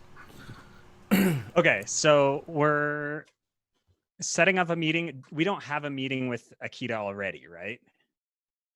I figured we were like going back to like wherever we had decided to. I guess I don't really know what the plan was supposed to be once. There would probably have been a rendezvous set up for you to meet this assistant. It's definitely the kind of thing that you got the impression that discretion was a part of the job, whether or not it ended up actually being part of the job. So let's say that you've hidden the vials in this place, this safe, if you will, in Garvin's room, and you've kind of headed to where this rendezvous is supposed to take place. You've entered into an abandoned factory, and you find that it's a place where these massive mining drills that have been used on Cadian for generations used to be assembled. And there's, large parts of discarded machinery and things kind of left all over this place, but most of it is kind of exposed steel beams and sections of broken glass and concrete here and there, a healthy kind of layer of like industrial dust, the kind of machined metal powder that's kind of like gathered over everything. No sooner have you kind of entered this place and taken a quick look around, you hear the squawk of CCPD sirens.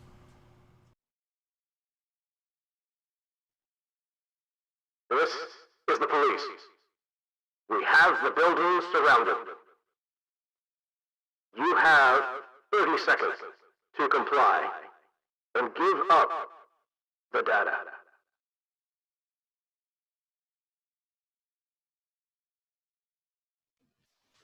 Well, that answers a lot of at least they're being questions. direct about what they want. Oh, shit. So Zero looks over and at Trax and just gives her this very knowing look. Gonna like her. She's fucking sold us out.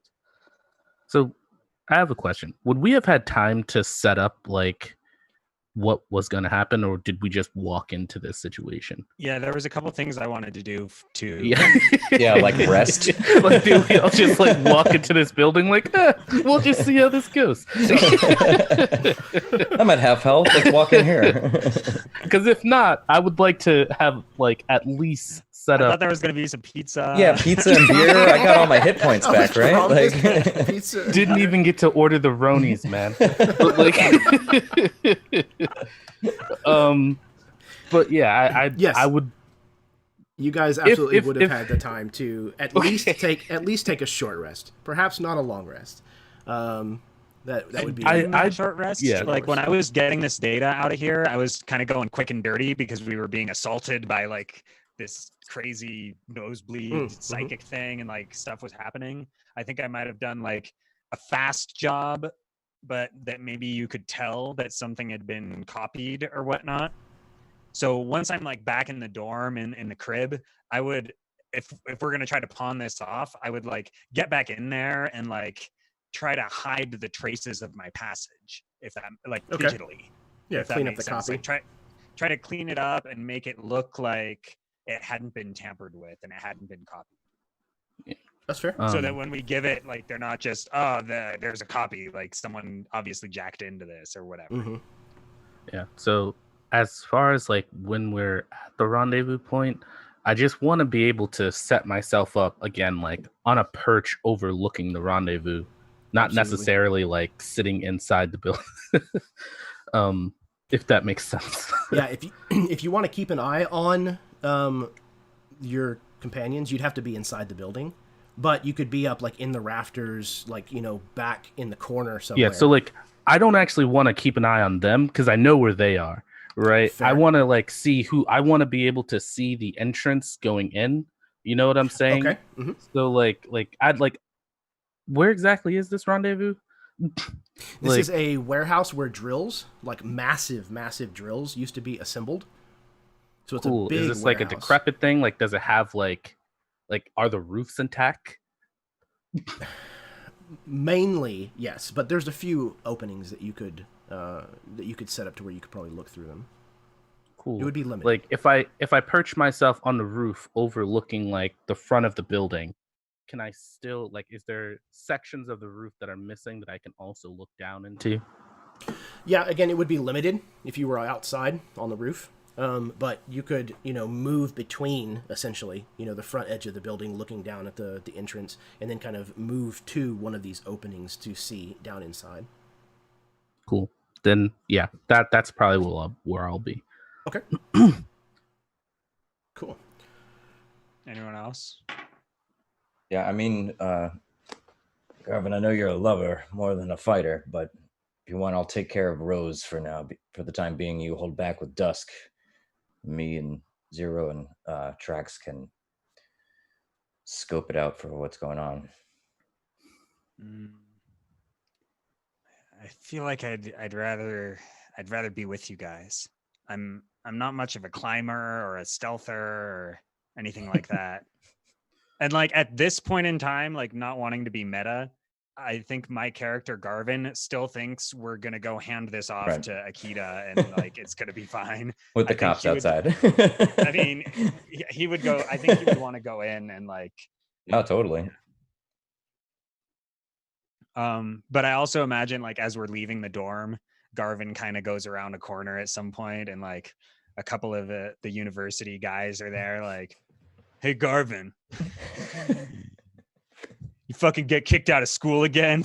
Lame-o. I heard your parents were fishermen," and they start giving him a hard time and like pushing him up against the wall and stuff. And Trax just comes around the corner, just like full metal HUD, just staring these guys down, and they're just like, "Oh, who are these guys?" And then like the rest of the group just like walks around the corner and like sticks up for him maybe a little bit. Absolutely. Everything Just okay here, surrounding Garvin? him. Your posse, with badasses, swords and guns going. Yeah, no problem, guys. We were just catching up. It's been a while since I've gotten to go to class. I mean, I do still have some more room in my basement.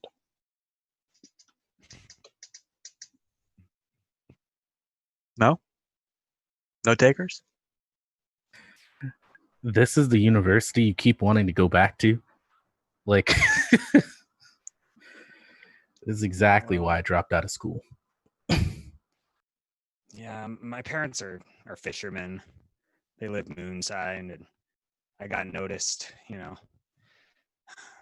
just working on some machines. The Sept sponsored me to come here. It's a huge opportunity for me, guys. Like, I've been able to get money back, and I don't want to screw this up. Why don't you finish telling us that story When the cops aren't here. later? Oh, yeah, good point. Sorry.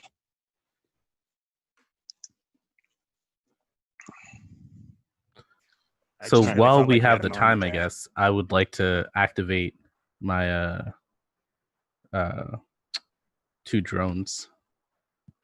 Send those guys out. I have a scout droid and a support droid. Okay, excellent. And given enough time between the dorm and here, I can get everyone back to full hit points, just by burning some astra and then letting it fade. So Actually, I had a question about that. How fast does the fade go down? you can do it on short rests and long rests, Yeah, Okay. I think it's during the rest. It's just like recovering spell slots, right? Technically. essentially. Yeah. Yeah, very So similar. mine's back down to 0. Cool. So are we back up to full? Is that what's happening? Sounds like it, All right, cool. which is good. Cool. Which is good. So with my scout droid, I can actually send that out. How many of these guys can I see? Like Okay. how many of these cops are out there? There's quite a few of them. Your guess is there's probably close to 24 officers. And it's not just the normal beat cops that are out there. You see several officers. We'll say there are 4 of them. Here beneath me in the screen, you can see what they look like. They are sword officers, Special Weapons, Ordnance, and Reconnaissance Division. These are nasty motherfuckers. These are not the typical run-of-the-mill police. And they also have brought 2 armored Levitt cruisers with them. And they seem to be moving in to the building. So I relay all this information to my companions. And yeah, so do we give them the stuff or do we kill them? My vote is giving up the head.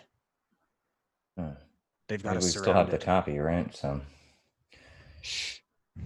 And Jeremy, the police force here, they're all Forge-born? No.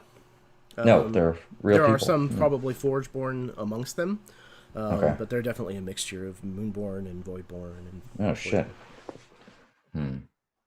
Yeah, I mean, honestly, we could just give it to them.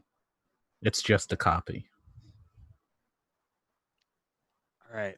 You sure our comms are safe, right? No. No. One of the first things that we would have done would be to hack the comms.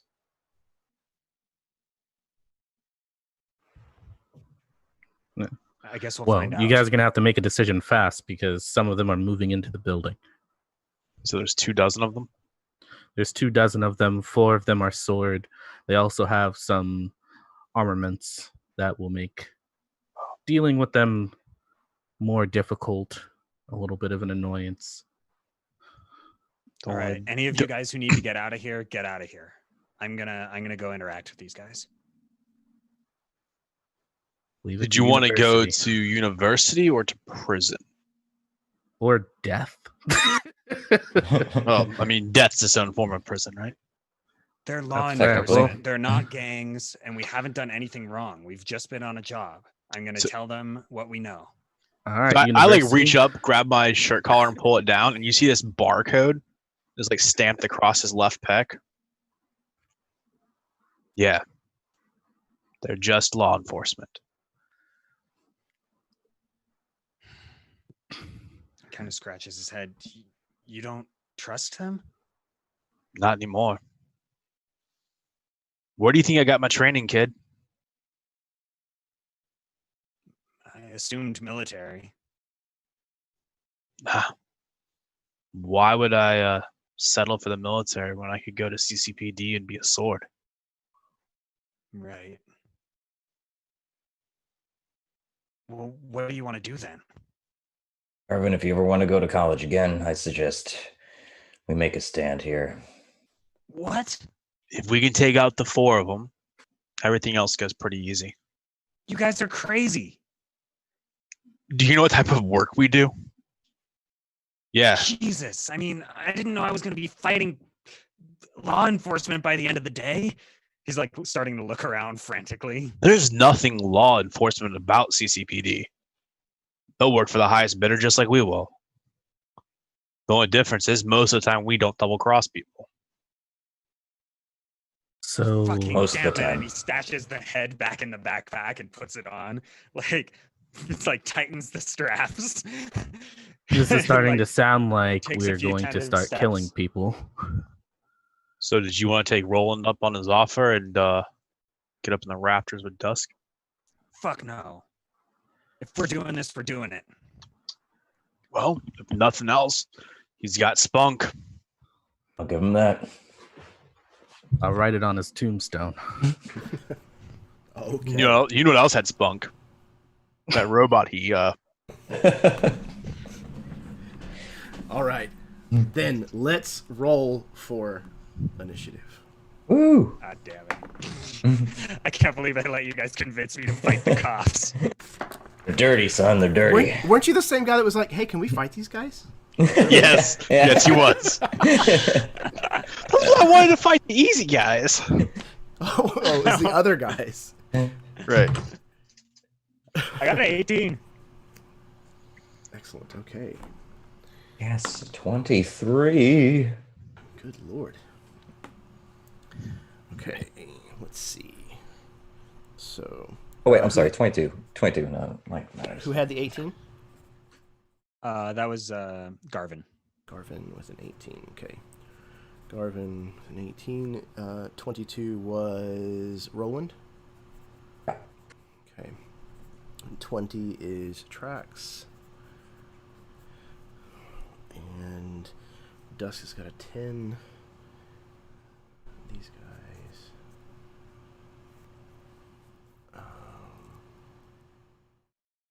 Okay.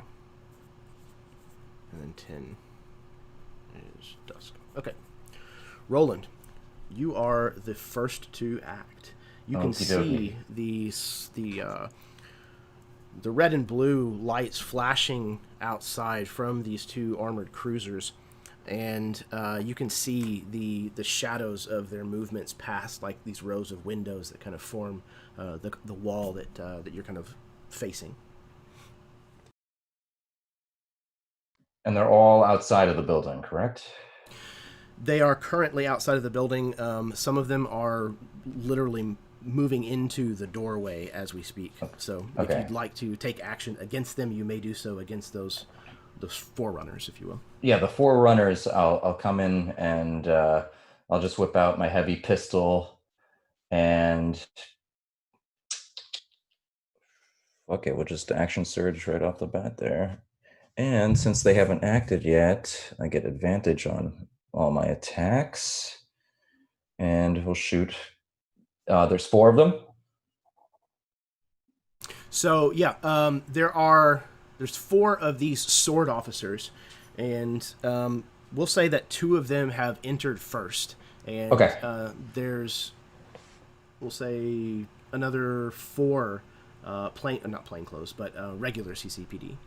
Okay, well then for this turn, I'll just use my regular action, an extra attack, just to shoot the first 2 off the bat there.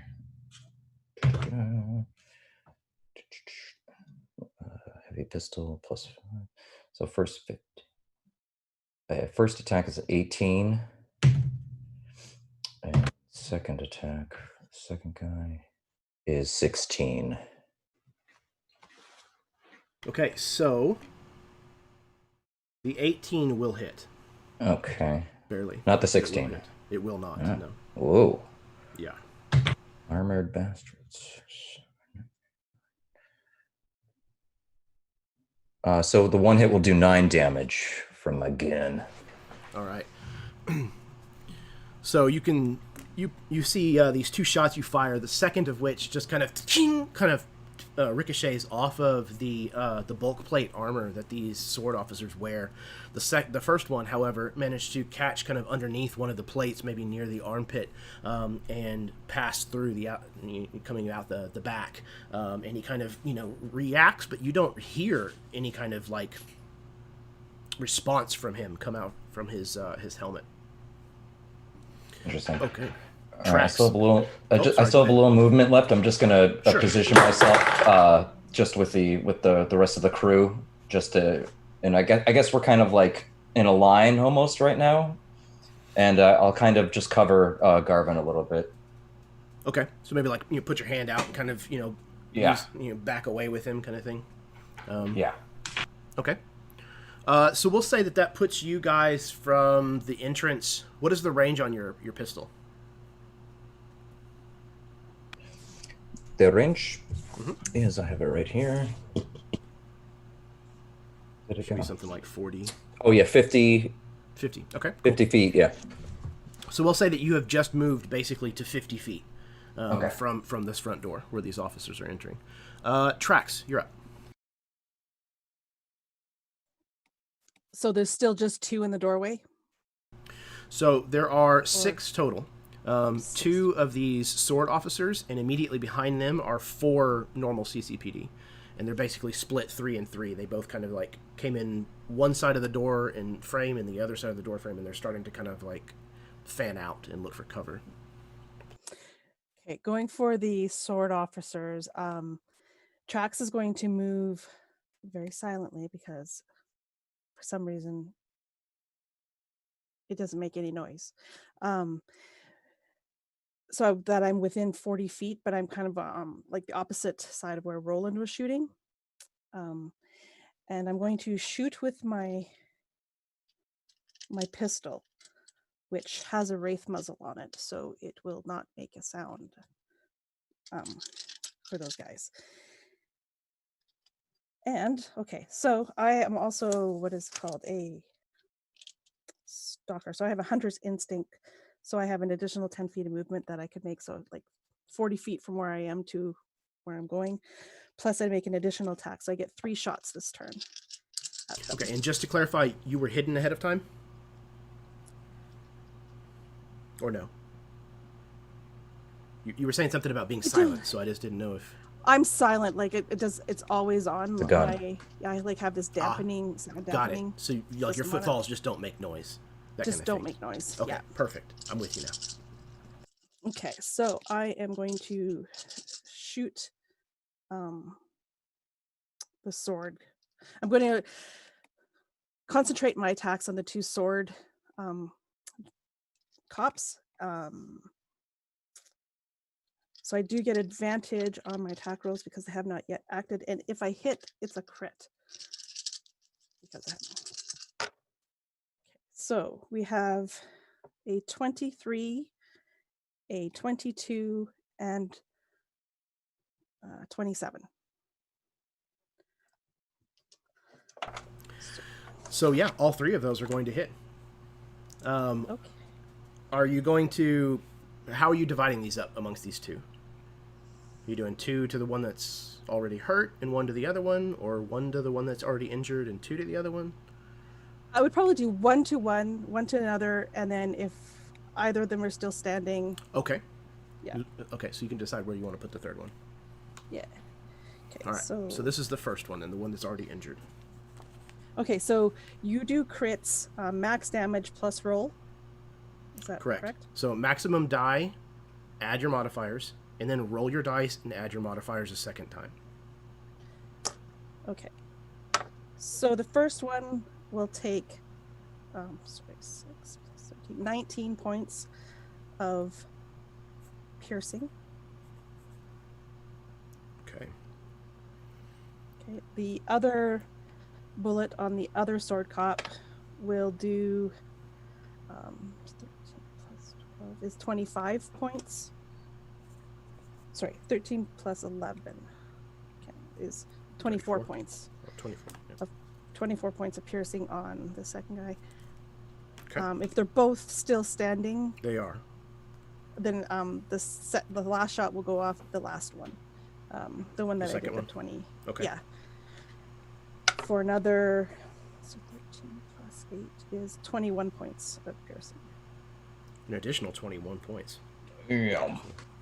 45. Okay. He's not looking very healthy, but he is still alive.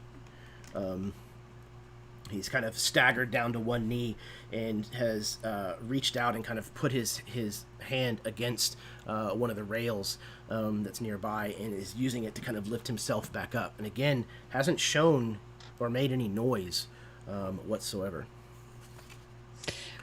So I think, so they're about, no, I've already moved. That's good. I'm going to stop there. Okay, excellent. On initiative count 20, two different things are going to happen. First, anybody that wishes to may roll a tech check. Mechanists, you can have advantage on this roll. I got tech, so no advantage. Okay.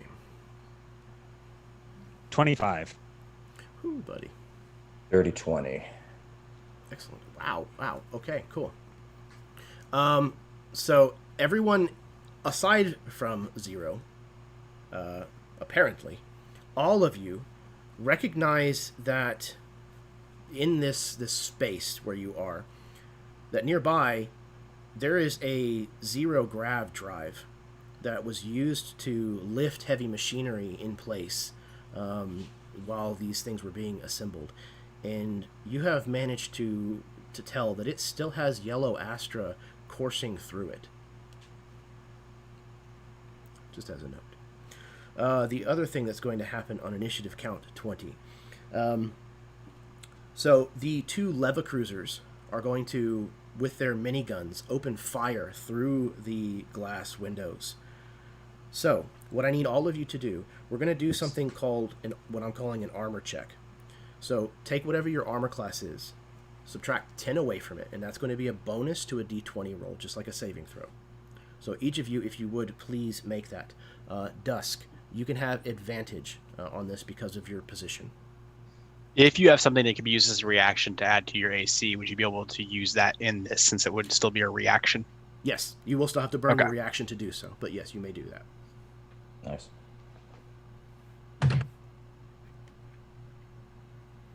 14 for Roland. Okay. 22 for Garvin. Okay. And 3 for Trax. Sorry, what did you say we were adding to this? So, whatever your armor class is, take 10 away from that. And then replace that 10 with a d20 roll. So basically just add whatever would be beyond 10 to your roll. Would have been better without the roll.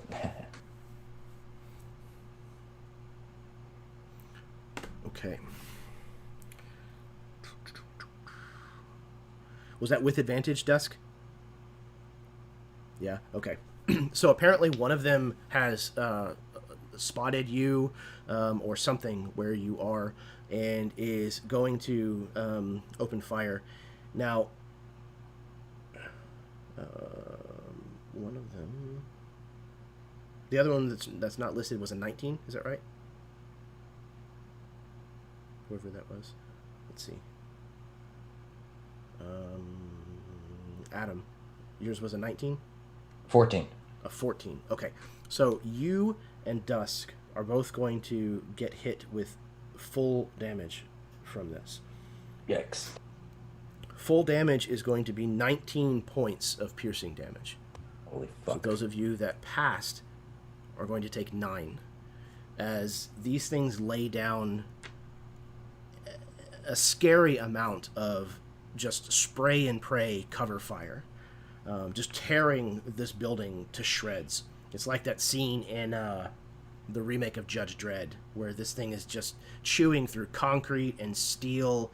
There's tracer rounds that are just lighting up this whole area. But you would know, Zero at least, that their advanced targeting systems naturally prevents them from hitting any of their own units. Okay. Of course. So, it is now the sword officer's turn. The two that are in the room move forward. The one that is not staggered at the moment, he comes forward, and you see him produce, like, just off of one of the many, like, pockets and belts and things that he has all over the outside of his gear, his kit. He pulls out this thing that almost looks like a hockey puck. It's this kind of black round thing that's rather thick, and he takes this and kind of throws it, and it skids along the floor a few feet and almost like stops. It almost looks magnetic, like it just comes to a stop. And when it does that, the whole thing like starts to separate into little pieces and plates with a glowing green energy that's beneath, and then it opens almost like a flower. And when it does that, a particle wall appears in front of their position that they've been infiltrating in through the front door. He takes up position behind this particle wall, this green wall of light that is about 3 feet high and 15 feet long. And as he does so, gaining some cover, he is going to shoot his gun, his heavy repeater, straight through this wall at some of you. Let's see who he's going to shoot. Okay.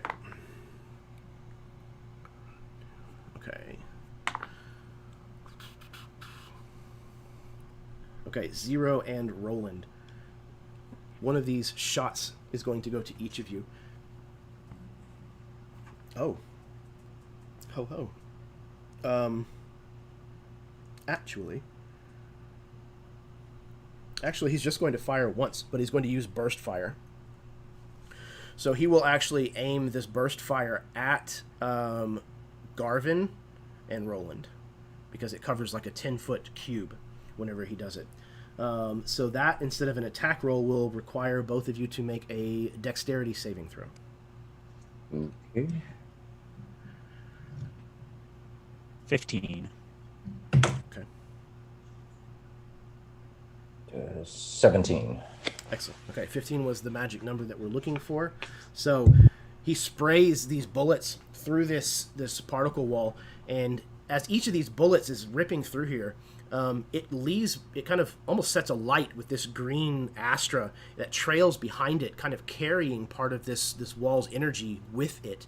But you guys managed to kind of Roland, you had your hand out kind of in front of Garvin. You managed to kind of like press the two of you back behind this concrete pillar, or what's left of it. And as you do so, these green things just kind of fly from all around the concrete pillar and ricochet off of the concrete. Luckily, neither one of you were touched. The second one, the one who was injured, however, is going to, again, reach onto his kit, pull something off, and pull a pin, throwing it at you, Trax. Trax, I need you to also make a dexterity save, please.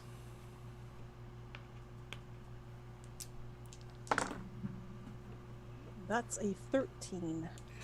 Okay. You are going to take 16 points of bludgeoning damage as this stun grenade goes off. In addition, you gain the stunned condition. This violent explosion kind of happens as this thing bounces basically right to a stop at your feet. And then there's a bright light and huge noise as you are peppered with small, non-lethal pellets that are kind of inside this explosive. And you're having a very hard time dealing with the disorientation that this has just caused you. The other two sword officers, it's kind of hard to tell exactly where they're at. You don't see them currently, although you may, Dusk. You've probably noticed that they're moving around back of the warehouse. They seem to be changing their approach to the rear. Okay, Garvin, it is your turn. You're muted. This yellow astra that's in the anti-grav thing, machine, I guess. Would I have any inkling with the 25, if I were to activate that, would the effect just be that the gravity would be reduced like essentially to 0 within the factory? That's what that would do? That's exactly what you think it would do. Yep. Is that going to help us? Well, I mean, unless you're a drift walker. I mean, I have So, grav boots, but I don't know if any of you guys do. Yeah, our grab boots, right? Yeah, I think the rules that I read was that you get like disadvantage on attacks. I know. I feel like And, that like, would anti-gravity. actually hurt our group. I mean, it would equally hurt them, I guess. I know. Yeah. All right. I'm not going to go for it. And instead, I'm a team player. I'm going to, I put my hand sort of behind my back, and you would see, Roland, since you're right next to me, I'm holding a small sphere. And I sort of let it go behind me.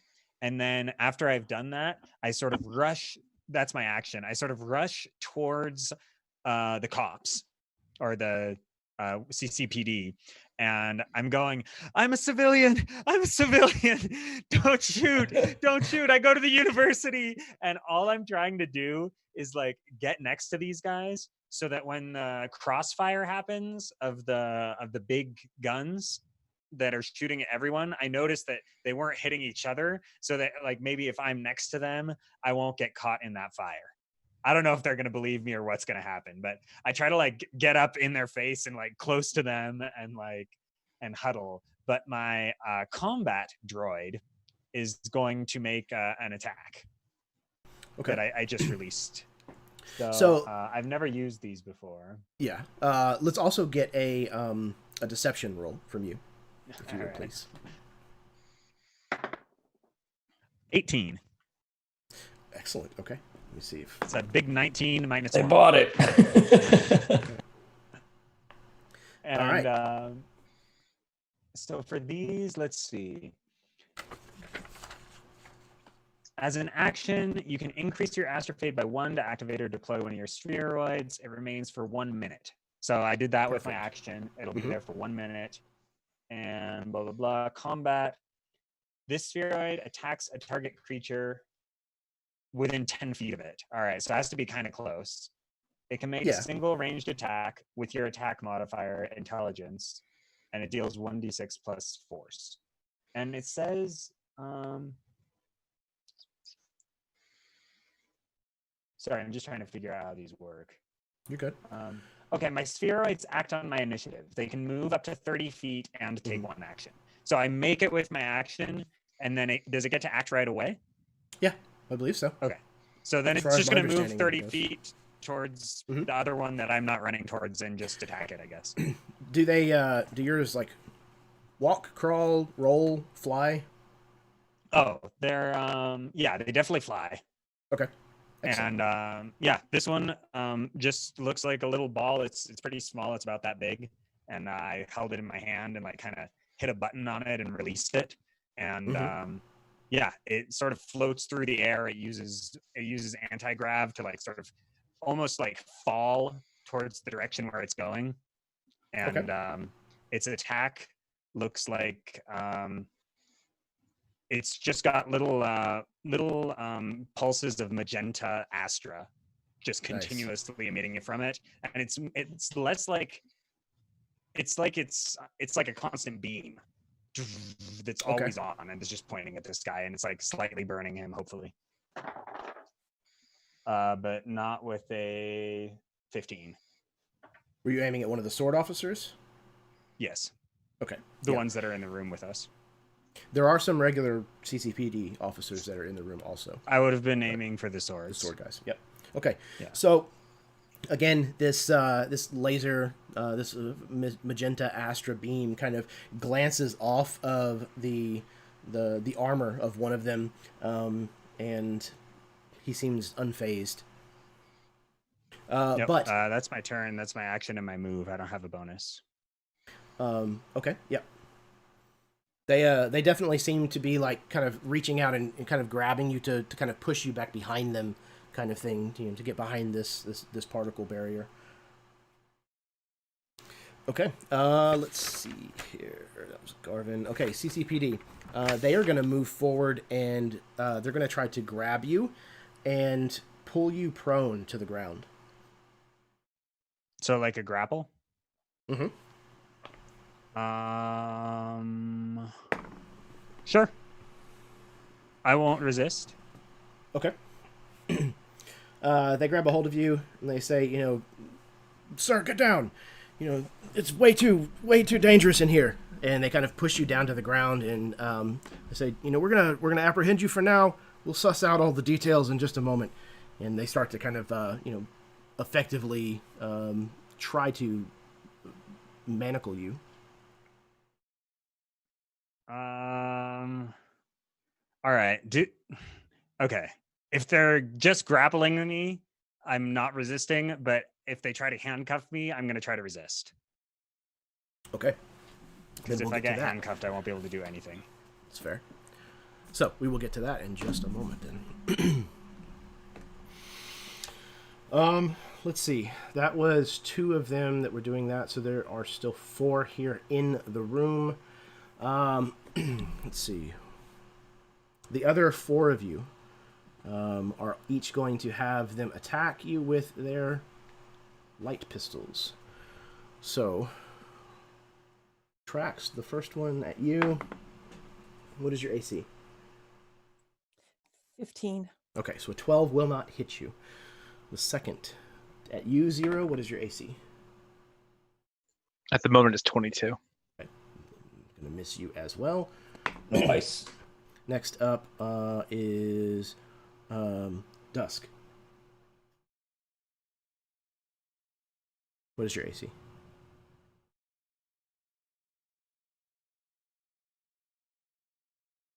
You're muted. 16. Okay. Yeah, and also you probably have, I would say, probably half cover from where you're at. So it's definitely going to miss. And the fourth is at Roland. What is your AC, Roland? 17. Okay. So apparently these guys are descended from stormtroopers because none of them can hit anything. Thank God. They're shooting their light pistols, and you're not even sure where they're aiming. They just seem to be just happy to just be shooting their guns in the mayhem and carnage that's kind of unfolding in this building. Okay. Dusk, that brings us to you. That means I got skipped somewhere. Uh-oh. I have a 14 initiative. A 14. Okay, so you actually should be going right before Dusk. So okay, go cool. Right after them. All right, so the first thing that I will do is there will be this blue pulse of light that goes off, and everyone can add +2 to your armor class. You also are going to get a D8 that you can add to your attack roll. So it's a bardic inspiration, right? So a D8 to your attack roll or whatever.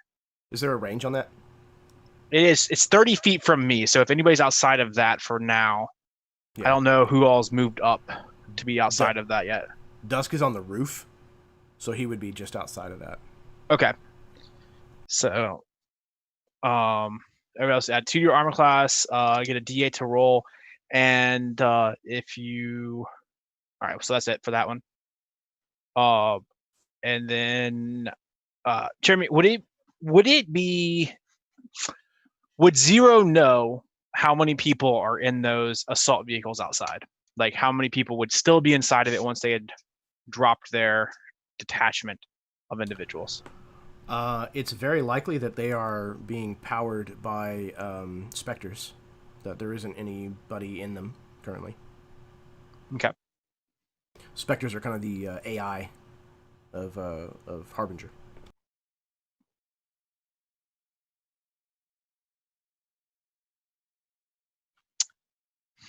Dude, I need to go commandeer one of those things. Well, I'm a that's kind civilian, of my get me out of here, and then I like hack it and like start shooting at them. That'd be that's so kind of cool. my problem. Is like I don't think I can hack it if I get out there. All right, so that's completely fine. I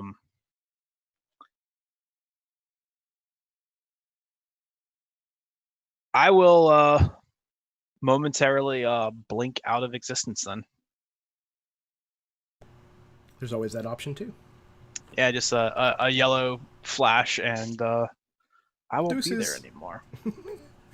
Yeah. Zero just fades away. Okay. Dusk. Now it is your turn.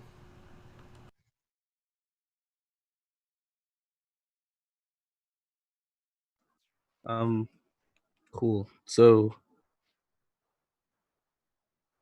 I'm just trying to understand exactly where I'm at. So I'm on this roof, and the people from below have a clear line of sight to me. So one of them was able to shoot at part of you. Again, you had cover against it.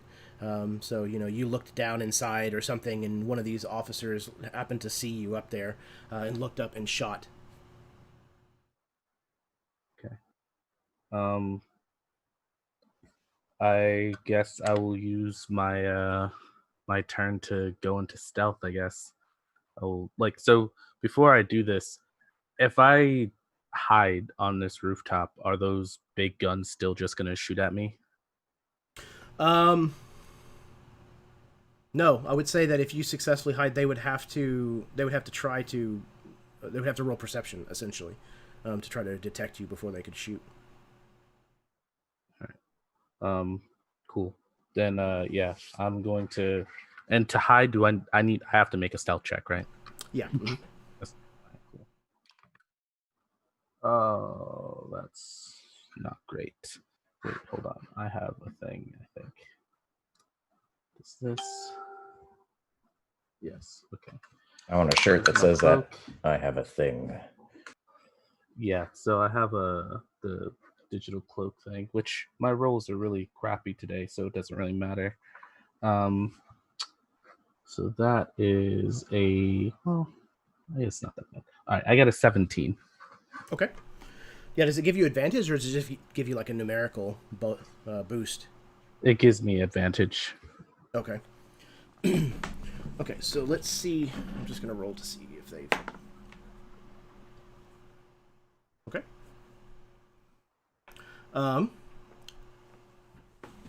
Let's see. And is that a bonus action for you? No, that was my full action.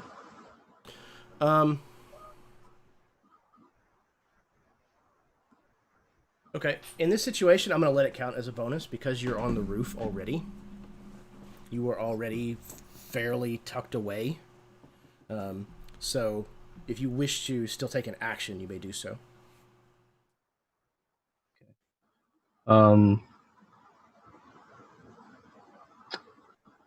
Cool. Well, if this is a bonus action, then I would like to do this after I shoot at somebody, I guess, because wouldn't make sense for me to go into hiding, then shoot, and then lose my hiding. Absolutely. So, yeah, okay. My other question, I guess, is these giant gun things, is it reasonable for me to shoot at them and expect something to happen, or are these just like tanks that like a pistol or like an assault rifle can't pierce? So they would likely have some armor that's going to resist the damage that you would do to it. But you could absolutely try to aim at, the equivalent of like the radiator or the engine or something like that and possibly take it out of commission. Cool. Or possibly even shoot the guns. Yeah, so I mostly just want to disable the guns. So I have a scope thing that allows me to take I already took you can only take one bonus action, right? Is that how this works? Yeah. Okay, cool. So I won't be able to aim. All right, I'm just gonna have to leave the guns for now. They haven't cuffed the kid, right? They Not are yet. in the process of cuffing him. Absolutely. You see them kind of pulling them off their belts, Okay. getting ready to. But we all still are like ear linked, right? Like you can hear Yeah. me if I talk to you. Yeah. Okay. So I'm going to tell Gavin to just let them cuff you, and I'll take care of getting you out. Let them cuff you and take you to wherever they're going to take you to. Hopefully, it gets you closer to the cars, and you can handle it from there. But this is really difficult.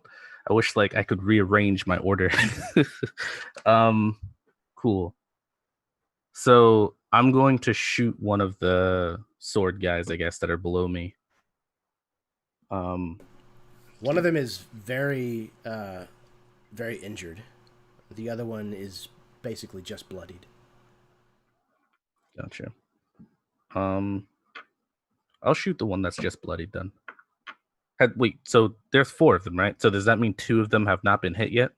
Correct. The 2 that you saw making movements to go around the warehouse to make their way to the back, they have not been touched.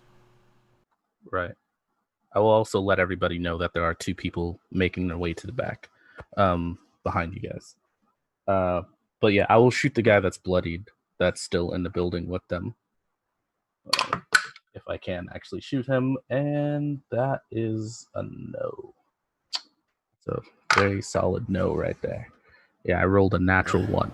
Oh, okay. Yeah, that's not gonna work. Okay.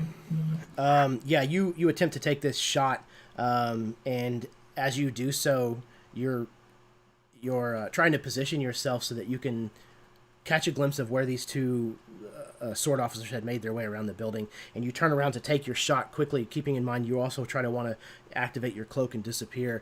And as you do so, you roll over and shoot, but there's a long chain that is kind of hanging, and it's still kind of swinging back and forth from where the armored leva cruisers had just opened fire, and it kind of swings right in line, and your shot just hits and ricochets off, embedding itself into the concrete wall somewhere. Okay, that will bring us back around to the top with Roland. All right, holy shit. Okay, so there's one swords dude that's cuffing Garvin, right? That was the one I shot. No, both of the sword officers are engaged in the skirmish. The ones who are trying to cuff Garvin are normal CCPD officers. Okay, so 2 swords guy, then 2 other regular officers cuffing Garvin, and then there's the 2 flanking, trying to get back around to the sides. So the one I already shot, I am going to use my grapple caster again to try to grapple him. Imagine that. So he's going to make a strength check, DC 14 on that, or be grappled. He failed with a 13. Nice. So then he is restrained. And then I'm going to, you see that he's taken a lot of the shots from those big guns, and he squeezes his hand a little bit more to get the blood coursing, and he lets it soak into the gun handle of his heavy pistol, and you see that red magenta just kind of course through the gun a little bit, activating his energy weapons for that, which will be his extra action. That wasn't an attack, extra action. And then I will action surge and then shoot the restrained guy twice. Okay. I believe restrained gives you advantage. Yes, thank Christ, because that roll sucked. All right, first hit is 23. Mm-hmm. Second, 22. Both of those will hit. Nice. That's a D10 plus 2. Oh, and your inspiration that would would have hit anyway, so it doesn't matter. So the first hit does 10 damage, and the second hit will do 9 damage. And then with my movement, while still, how far away was he from me? Because they originally, when they first came in, they were 50, but then they moved closer. So he was within like at least 30 feet, right? Yeah, I would say so. Okay, Probably so 30 yeah, I'm on just the with nose. the rest of my movement, I'm just gonna keep my cross my sword and gun together and kind of back around and try to gain cover over what's remaining of that pillar that is by me over there, and end my turn. Okay. There's definitely not much of it remaining. Oh. Okay, that will bring us to Trax. Trax is stunned. How long does that last? Should just be to the end of your turn, I think. Or maybe... let's do that. Let's have you roll the save again. What was it? Oh, Jeremy, I'm sorry. I forgot to add my extra D8 for the... oh, yes. The energy weapon. Yeah, yes, please do that. So just add an 8, 9, 10, 11. Just add another 12 damage total to that. 12? Oh, Yeah. okay. Thank you. So what does that look like as you kill him? Yes. Oh, nice. Well, originally the game plan was, he wasn't expecting to kill him, but as he sees him fall down, he's going to, if he still has, I guess that would be kind of a free action of just using the release on the grapple so it can retract back. And as he does that, he just kind of watches as the red magenta energy just kind of sinks in, and it just kind of hums there for a little bit, and then it just goes brighter and brighter and brighter, and it just explodes. And as the grapple releases at the same time, sinks back into the sword, and he just swings around back and tries to get as much cover as he can off of the pillar. Excellent. So one of the sword officers has been dealt with handily, and Trax. You're up. Okay, still stunned. Yes, I just wanted to rub it in. No, I'm just kidding. So let's have you repeat the saving throw, but you can have advantage on it. It is, dexterity saving throw. Yeah, that's fine.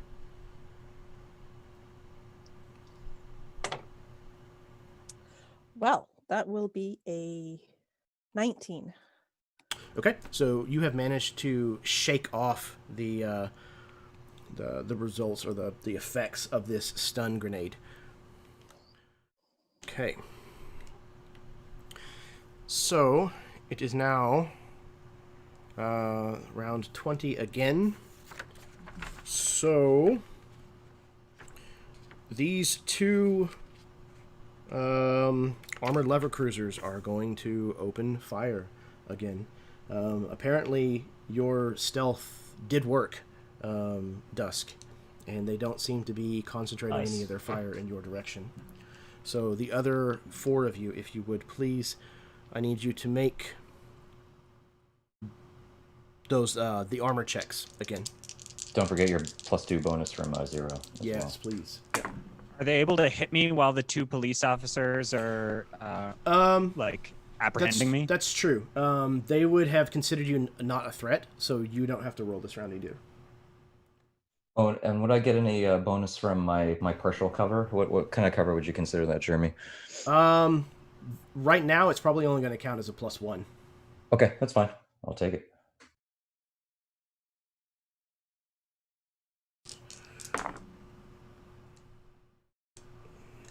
Okay. Sick. 23. Good. Okay. Good. 22, 23, and 25. All right. So all of you have. I'm arguably not there. I'm actually in between at the moment. So, he's are getting you just invisible, or are you actually like out of dimension kind of thing? So, I am currently merged with the ethereal energies of Astra. Okay, so I would argue that physically you're probably not even there. So let's see. Okay, so let's do this because you're you're kind of like halfway between, like partially there and partially not. It sounds like. Yeah, so the way the boost reads is disappear entirely for 1 round at the beginning of your next turn. Choose an unoccupied space within your range and reappear there. The way the spell reads is you envelop yourself in ethereal energies of Astra, disappearing momentarily, only reappear a short distance away. So I'm just in that blinked out space at the moment. So yeah. So we'll say that you actually are removed. Then that sounds a lot more like ethereal jaunt or whatever. It's I mean, or maybe just take half damage, like quarter damage as it rips through the. I mean, there's still got to be that sort of like astral connection back to the material plane, right? Yeah, that's kind of what I was thinking. Yeah, that's fine. I'm down for it. I like Cool. that. I think it's kind of gritty. So full damage is 22 points. All of you passed. So those of you who passed will take 11. 0, you will take 5. Okay. Ow. Still. As once again, these things just I'm sorry, tear what was the this damage, building Jeremy? apart. You passed, so you will take 11 points of piercing. Copy. Okay. That was on initiative count 20, which means then sword is going. The 2 around back are still moving. The one that is on death's door is going to... He's going to hang back. The particle wall disappeared whenever that first... well, no, it was a device. So it would persist. So he is going to move up to that wall and kneel down behind it, take cover behind it. And he is going to activate an ability he has called Leader. He's basically kind of giving orders to these other CCPD officers, telling them, how to maneuver themselves, where to take cover, who to shoot at. Maybe give them a chance in hell of actually doing something. But he is also going to level his heavy repeater. I think, let's see. Basically only 2 real targets at the moment. Oof, okay. He's going to shoot once at either one of you, Trax and Roland, both. Roland, don't forget you have that +1 currently, as well as both of you still have that +2. So, Trax, this first attack is coming at you. What is your AC currently? 17. This just barely missed you. So whatever bonus it is that 0 managed to impart is what made the difference, what kept this from hitting you. And Roland... AC's 20. Yeah, 12 is not going to hit you. So, again... Good, because I have 6 hit points. So yeah, this guy is meticulous with his placement of his rounds, but just not meticulous enough. Okay, that brings us to Garvin.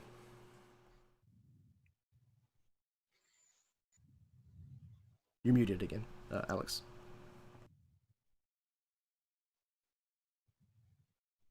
All right. Well, Dusk told me to go ahead and just get arrested. Good plan. But so I'm currently grappled, is that right? Yes. Fuck.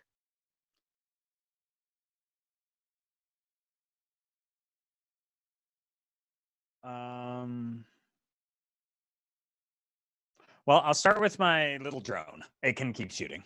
Sure, absolutely. And it's going to go for the guy who's injured and who Okay. did the leadership thing. Mm-hmm. And that's pretty good, actually. 21. Yep, even with the cover provided by the particle wall, it'll hit. And that's going to be 6 points of damage. What does it look like when it kills him? Nice. So this thing has just been like continuously beaming this guy, and it's been kind of ignoring it because it hasn't been able to get through its armor. But eventually, like, he kind of just like reaches up and like touches his shoulder, like, what is going on? And like just falls on the ground. And the beam instantly just goes on to the next closest one, and starts heating up. As for myself, I will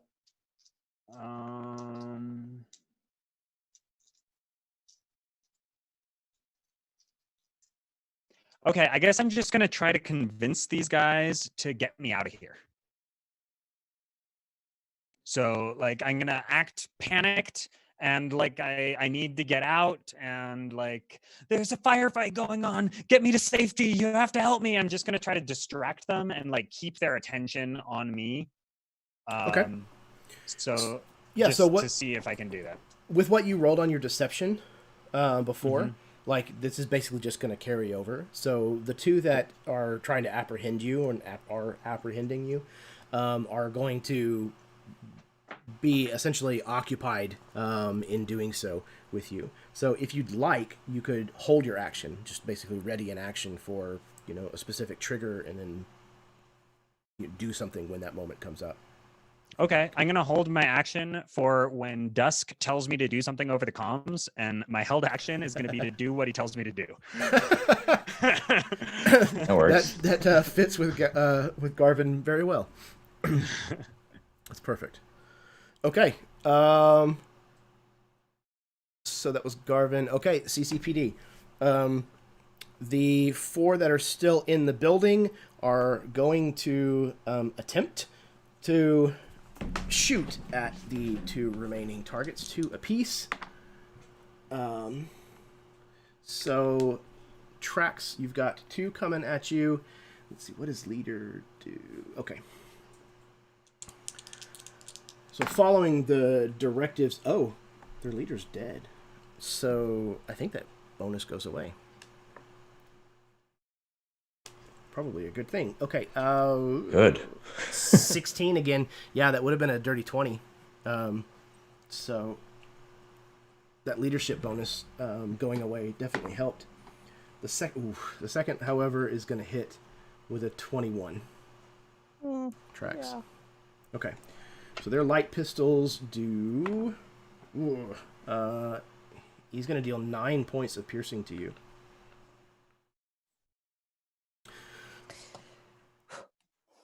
The second, the other 2, rather, are going to be shooting at you, Roland. The first, only a 7. That's going to miss. Yeah, they still got to hit at 20. Yeah, the second's a 16, so that's going to miss. Sweet. Okay. So that is for there. The 2 that have you, Garvin, are taking you outside. You have exited the warehouse in their custody. They are going to attempt to cuff you. So, if you're going to resist, I will need a roll from you. You muted again. No, I'm not resisting. I'm trusting Dusk. Oh. He told me over the comms to let them cuff me, so that's what I'm doing. Fair. Okay. So yeah, they have put these cuffs on you. You actually see, as you're coming outside, one of these leva cruisers is lowering to the ground, and its back hatch is opening. It looks like their intent is to put you inside of it. Oh, okay. I like that. Okay.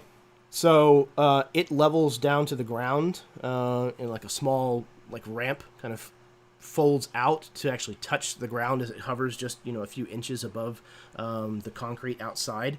And this back hatch is opened fully. The rain is kind of, falling down, pinging all over the exterior of this device. The outside area is basically only lit by these red and blue kind of flashing lights of this cruiser. And you are led right up this ramp and into the back of this thing.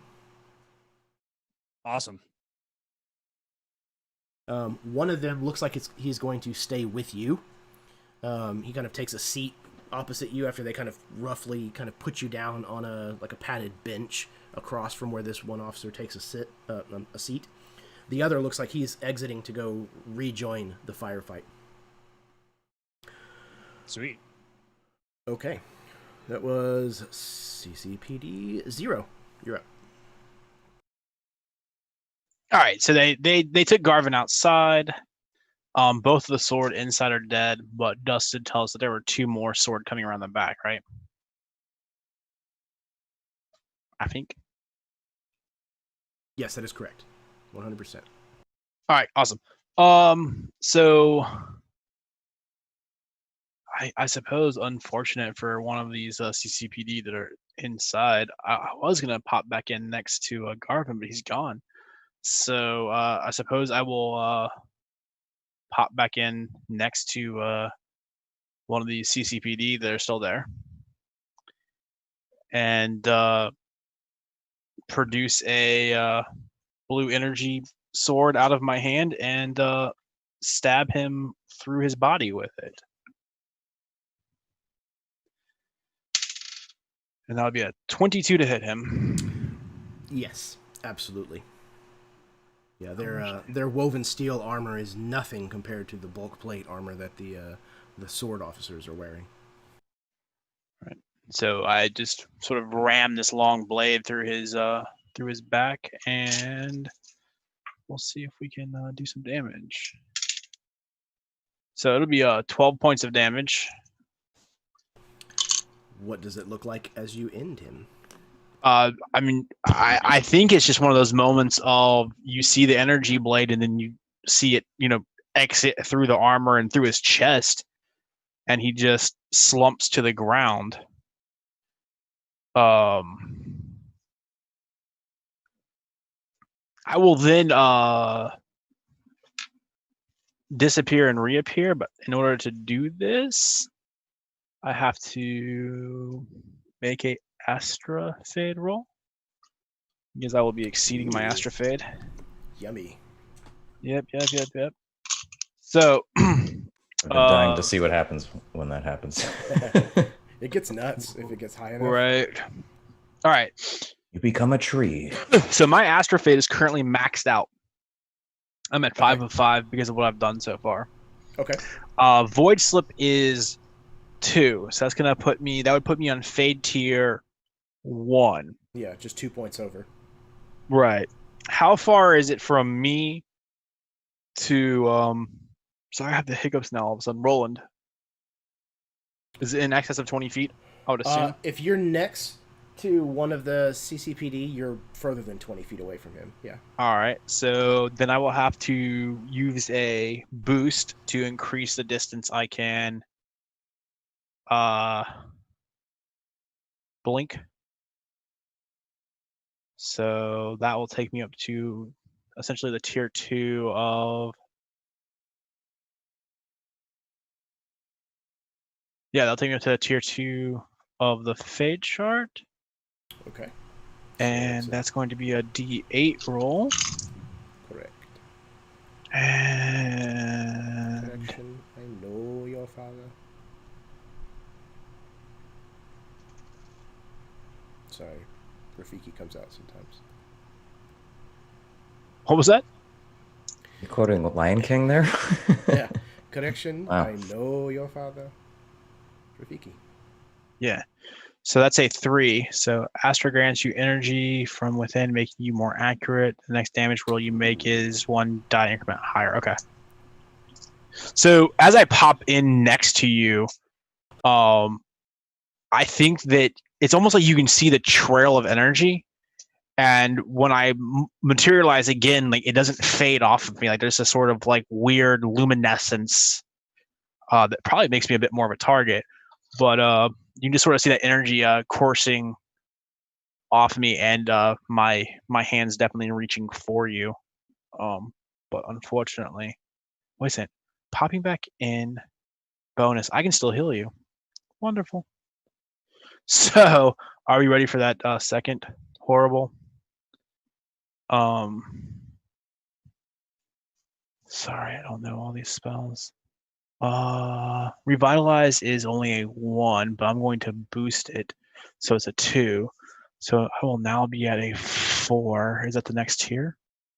No, it is the end of this tier. All right, so it's a 2 on the dot.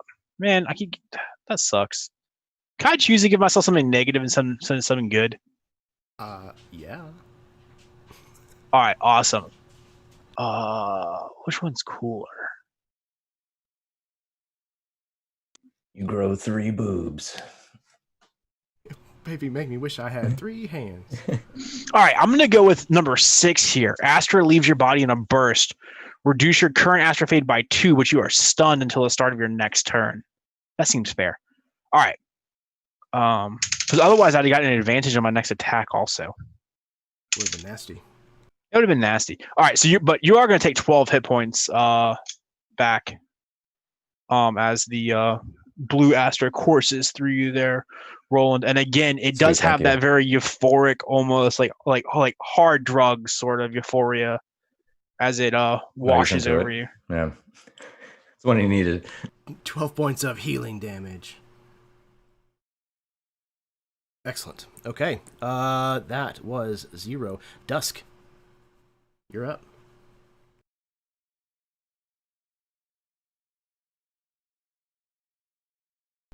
You muted, though. Is that a flying ferret? No, it's folded in half. All right, we're gonna see how this works out. That thing was so cute.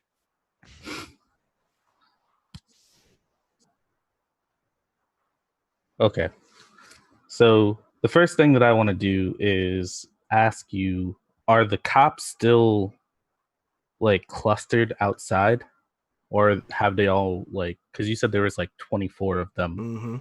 Or is there still like a large number of them outside? Yes, absolutely. And there's kind of a mixture. Some of them are spread out, kind of, giving a perimeter, but there's definitely clusters of them. Yeah. Did they come in like other cop cars that are not armored tanks? You get the feeling that they arrived in these armored cruisers. Cool. Okay. So trying to figure out if I should blow something up or try to get him out first. Not sure how much any of this makes sense. He's also All right, cool. He also has an action queued on directions from you. That is true. As a part of your turn, if you'd like. I guess they don't really have like a reaction to do anything to it. Okay, cool. So I'm gonna have my infiltration drone that I had like flying around go toward him and try to pick his arm lock thing and try to get him out of there. That's awesome. Hell yeah.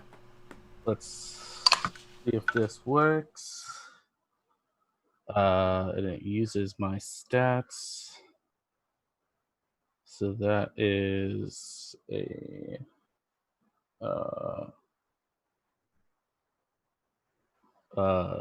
13. Okay. So do yours, like, again, do they fly? Do they crawl? Or this They kind of particular like drone? fly, but they're like really small. Like they just need to pick locks. They're not like obvious things. Right. Okay.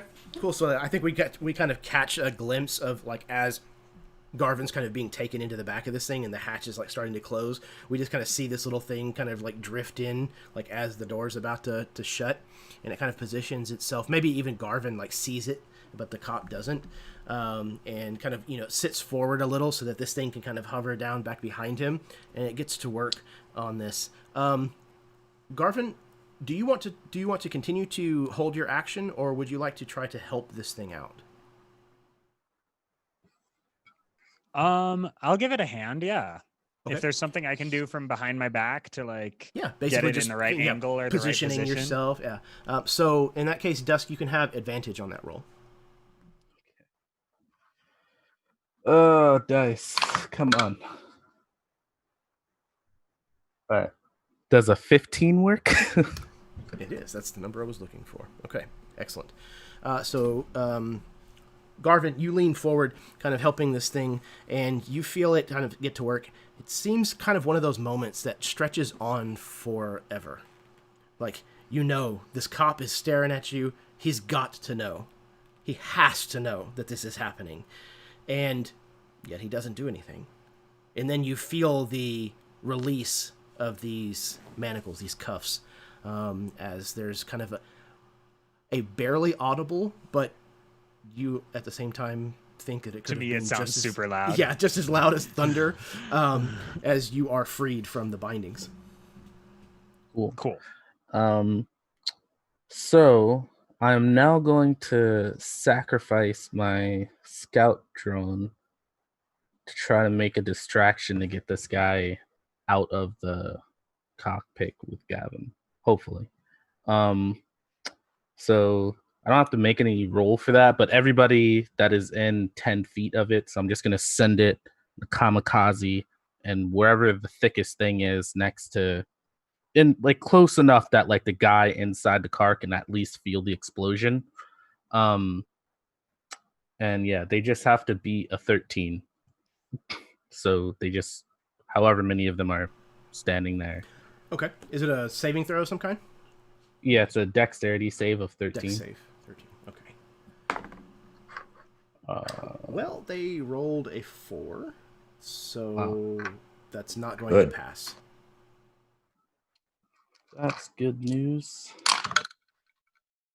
Nice. I actually rolled a little high on these dice. If only these were d20s. So that is... do I get any extra damage? Oh, plus another thing. Okay. So that's 11. So that is 12 points of damage to all of them. Okay. Do me a favor and roll 2d4.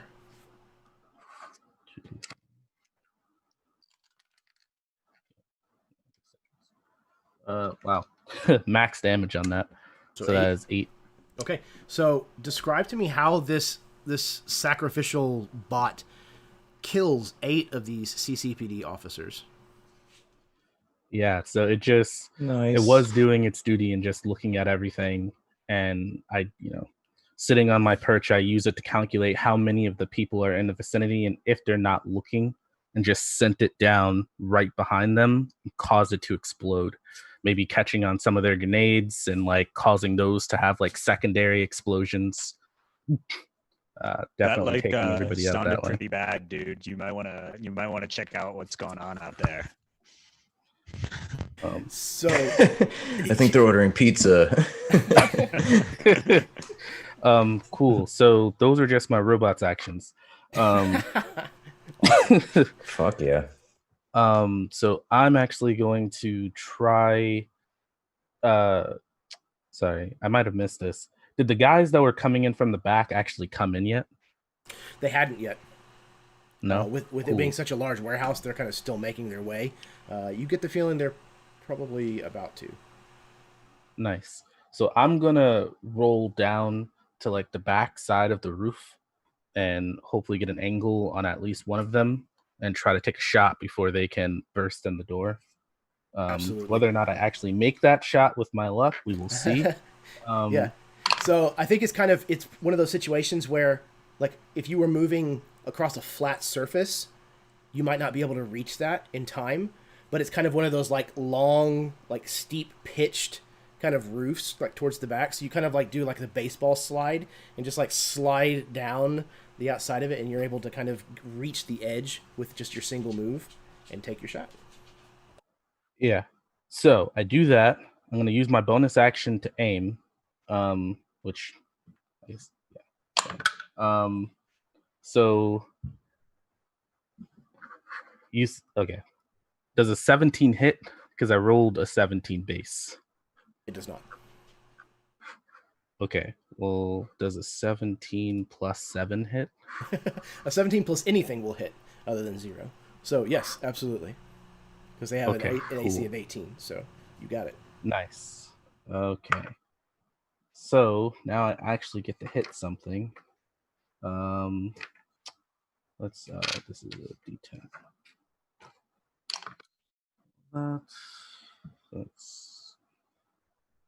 So that is 10 damage to one of these guys. Absolutely. He's completely caught unawares, and this bullet just kind of tags him right in the shoulder. Yeah.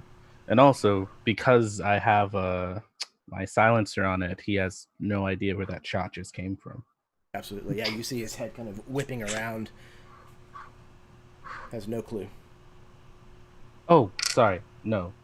Oh, wait, no. That does... Yes. No, So, yes. because I have advantage on this, I get to roll sneak attack damage, right?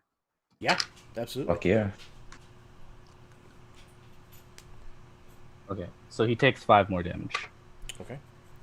Definitely still up, but he is very concerned that he doesn't know where that shot came from. Cool. And I will just roll myself slightly back up so I'm not like over the lip of the roof. And that is my turn. Perfect. Okay, that brings us back around to the top with Roland.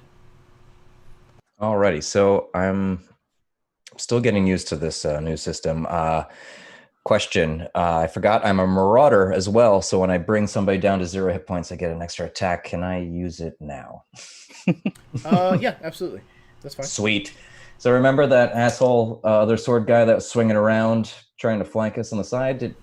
Was that you attacking him, Dusk? Or right, yeah. So he's already taken some damage. So I'm behind that pillar. I'm gonna swing around, like still like high off the effect of Zero's little healing thing. I just kind of glance over drunkenly and look at him and wink at him as I use my sword to prop myself up against the wall, realizing I'm not as fucked up as I thought I was because I can't do math, apparently. I'll explain that later. And I'll come around, swing around, and then just unload. I have 2 shots left in my gun, but let me make those 2 shots first, then we'll see. So first is, I get +8, so that's a 24. And then just an 18 on the second one. And then bonus action, quick loader. He kind of just let my jacket open up, and you see I have clips assembled there, and I just kind of let that one eject and on that, and then just squeeze off one more shot there. And oh, Nikes. That's 30.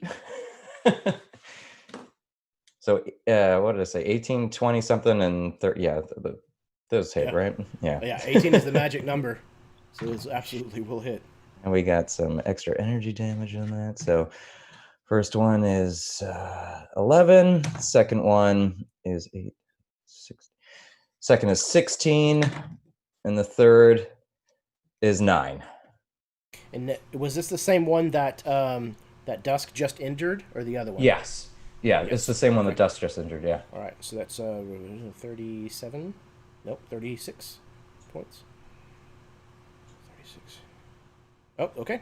And then I think I just have my move. I just have my movement left, so I'm just gonna kind of fall back and try to get back to my position behind the pillar again. Okay. What does it look like when you down this guy? Oh, yeah. So I still got the energy weapons on. Like I said, I'm kind of just like, Gary Oldman and The Professional, just, like fucking kind of swaying around, just shooting into this guy, just kind of like with a weird smile on my face and just kind of maniacally like giggling to myself as I just watch the magenta astra explode and blow this guy apart again as I slink back down into my hidey hole pillar. Perfect. That'll do it for me. Cool. Trax, what are you talking about? Marauder? Well, he is a marauder, right? So if he downs an opponent, he gets an additional. Oh yeah, and I see. I almost did it again. I almost fucking forgot again. So so slink down behind my pillar, and then I still think Dusk and through the Whispercom and Garvin are still working on some ploy to hijack some kind of tank later. So I don't want to interfere with that's going on. So if whoever is left over in the other direction, maybe the guy. I don't know. He's probably, that's over 50 feet though, right? For that other guy that was swinging around? No, so the other two had basically just divided Okay. And we're coming around, so they would have. All right. So been whoever's basically coming closest to up a tracks, doorway. Yeah. I will take just one more shot at. Okay. Bum, bum, bum. 16 plus 5, 21. And 21. And 8, 8, 9, 10, 11, 12, 13, 15. Another 15 points of damage to Excellent. that. Boom. Thank you. Thank you, Okay. Travis. And from Roland, we now come to Trax's turn. All right, so what's left? There's a lot of death in that last round. So There is. There is still one sword officer that has been pointed out to you. His position has been given away by Dusk. He is coming in through the back door, essentially. There are still 1, 2, 3, 4. There are 4 CCPD officers at the front door that are inside, and then there's still quite a few of them outside. okay, so those and the shield barrier, that 3-foot wall. The particle Is it wall still- is still up. Yes. You can see what's generating it, if that helps. It's like that little hockey puck. Yeah. thing. So what Trax is going to do, if you will, it's going to make that kind of almost like the Matrix tumble, right? Like the handstand, and fling over the particle wall, because you said it was only like 3 feet tall, and close with the CCPD officers that are there. So as he's taking that run, he's pulling out the sword, and then does that fancy, what is it called? Handspring into like a vault over the barrier. When he lands, he's going to attack the CCPD officers there with this blade that is now glowing magenta as well. Bonus action. So that's 2 attacks. Do you want me to make a roll or anything for leaping over the barrier? Yeah, let's make an acrobatics roll. Just for shits and giggles. Oh, that's a social battle roll. That's not a very good roll. That's a 6 because I rolled a 2. You still have a D8 that you can add to a check if you haven't used it from me yet. Oh, it doesn't have to be an attack roll? Totally using it. I don't think it does. I'll double check it real fast. Watch this. I think it's for check or attack, right? I blatantly say just attack rolls. I'll In laugh. capital letters. Right. Hey, Steve. Oh. It's underlined. You're wrong. As attack rolls and saving throws. My bad. I tried. Okay. So essentially, what I was having you roll for was not necessarily just to see if you could actually do this, but if it would net you any kind of benefit, like if they were surprised by the fact that you all of a sudden were amongst them, and they aren't. Okay. So your attacks will just be normal. Just normal attacks. Okay. Yeah. All right. Because again, I mean, it's a 3-foot wall. It's not like it's difficult to get over. That would have been horrible. You try to Honestly. vault and be like, oops, fall. Solo cups go everywhere. The hell did this even come from? It's a 17 and a 23. These are CCPD. So yes, both of those will hit. Okay, so this is lovely. This glowing sword. Okay, so the first hit with this magenta blade. Okay, so they're going to take 6 force.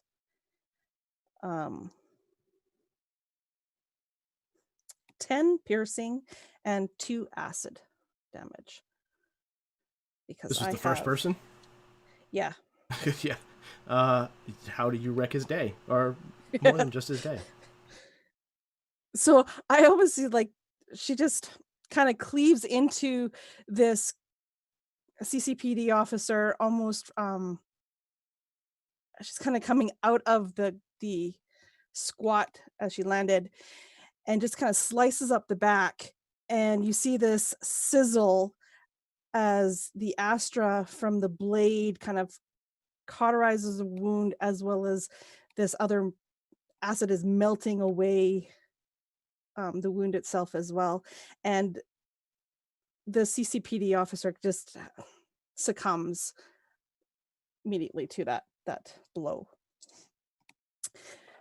Then he turns around and hits the next CCPD officer for, okay, that's 7 force from the magenta astra, 10 piercing, and 1 acid.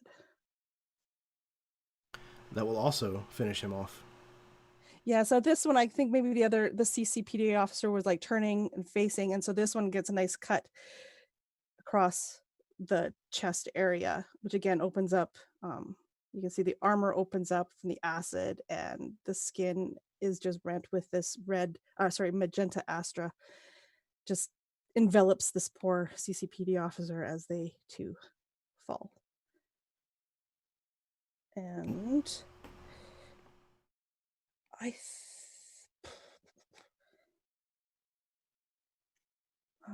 that was bonus in my action and move. I think as well, I'm going to use action surge to attack the other 2. Go for it. Oh, Clean up. okay. Yeah, so that's a nat 20 on one of them. Okay. And a 23 on the other one. Yep, the 23 will definitely hit. You are welcome to roll the critical damage if you'd like, or you can just go ahead and describe what it looks like. Either way.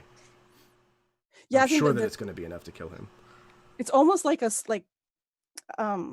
Trax is just like this swirling dance, and the next one, the head is completely lopped off. That's the critical. It's just that one had no prayer. And then the final one is a jab into the belly for, and the damage is 3 force, 5 acid, and 10 piercing.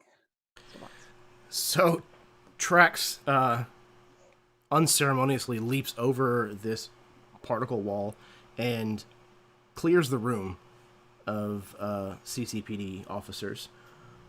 The only threats that remain are the officers that still remain outside, which many are second guessing whether they should press this attack.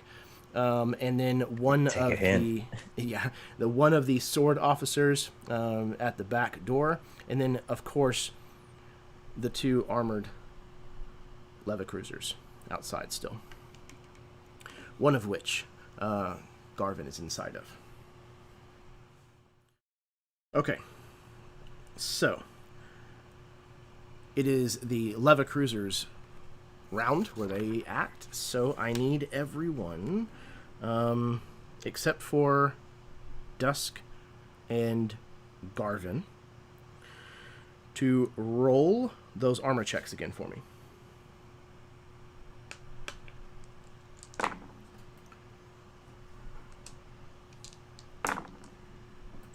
$24. 15. 22. Okay. So the 15 is not going to pass. The other 2 of you will take half.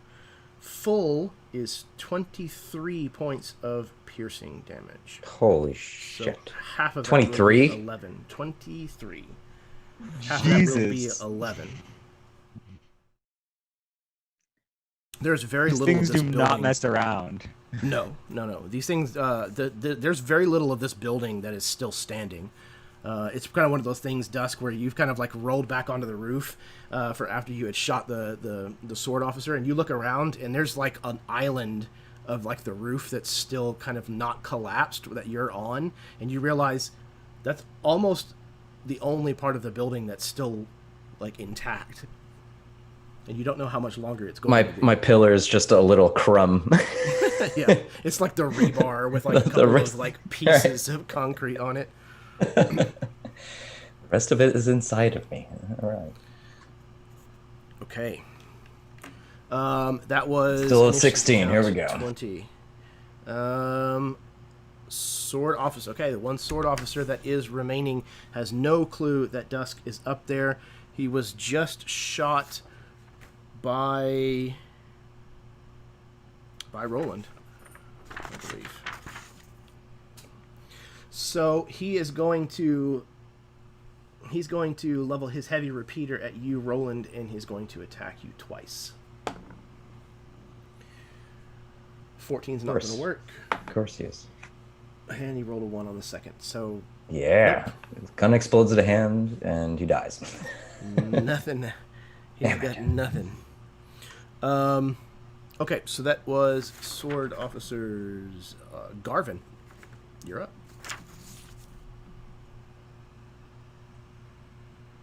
Did the guy in the truck with me leave? Yes, or he was did. it not his turn? Oh, he did. It, Okay. it technically wasn't his turn, but yeah, he hopped out. All right. So I have this thing. I have a thing. I have a thing. Put it on a t-shirt. Trademark that. Hashtag. Tech attuned. You are attuned to tech and excel at bending it to your will. And then it says, when interacting with specters, baromechs, and other constructs, you are considered proficient with charisma checks and double your proficiency bonus. I was wondering if I could kind of use that to somehow... You said that it might be like piloted by a specter, this thing?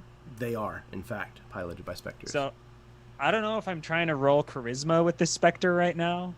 What I had in mind was more like hacking into the vehicle to try to take control of it.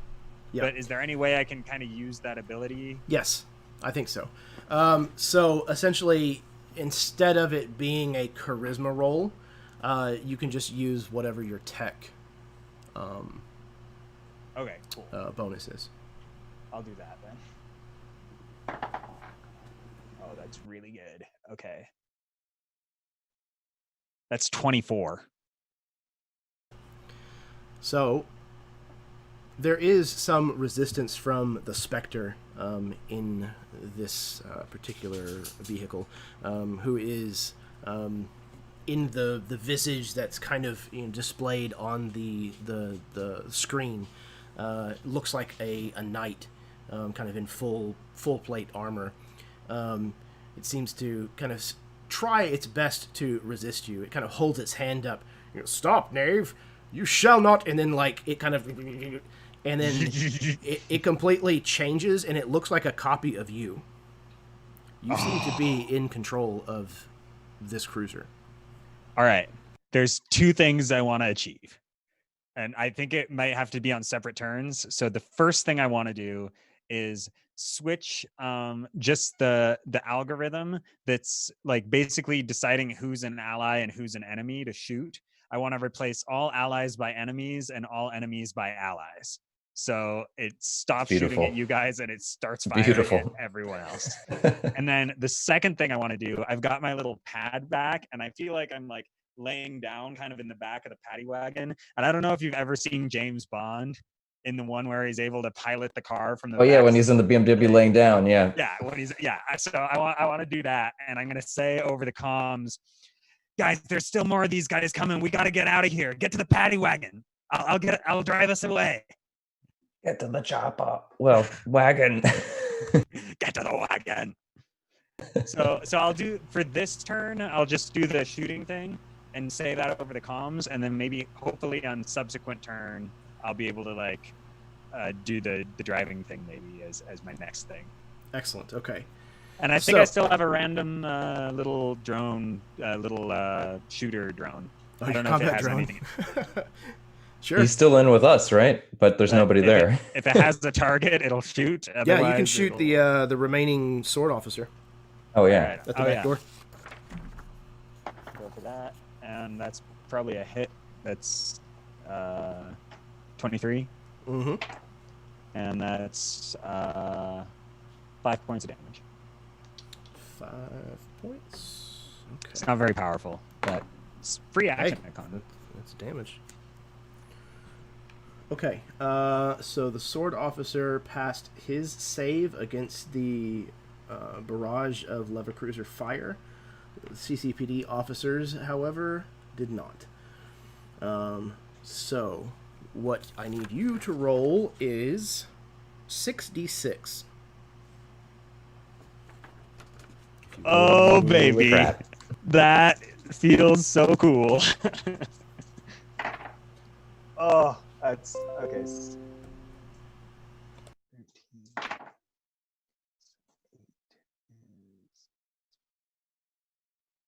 22 points of damage. Okay, so the sword will take half.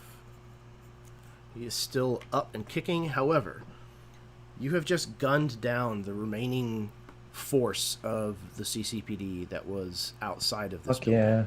yeah. Ah, that was so cool. Totally worth the wait.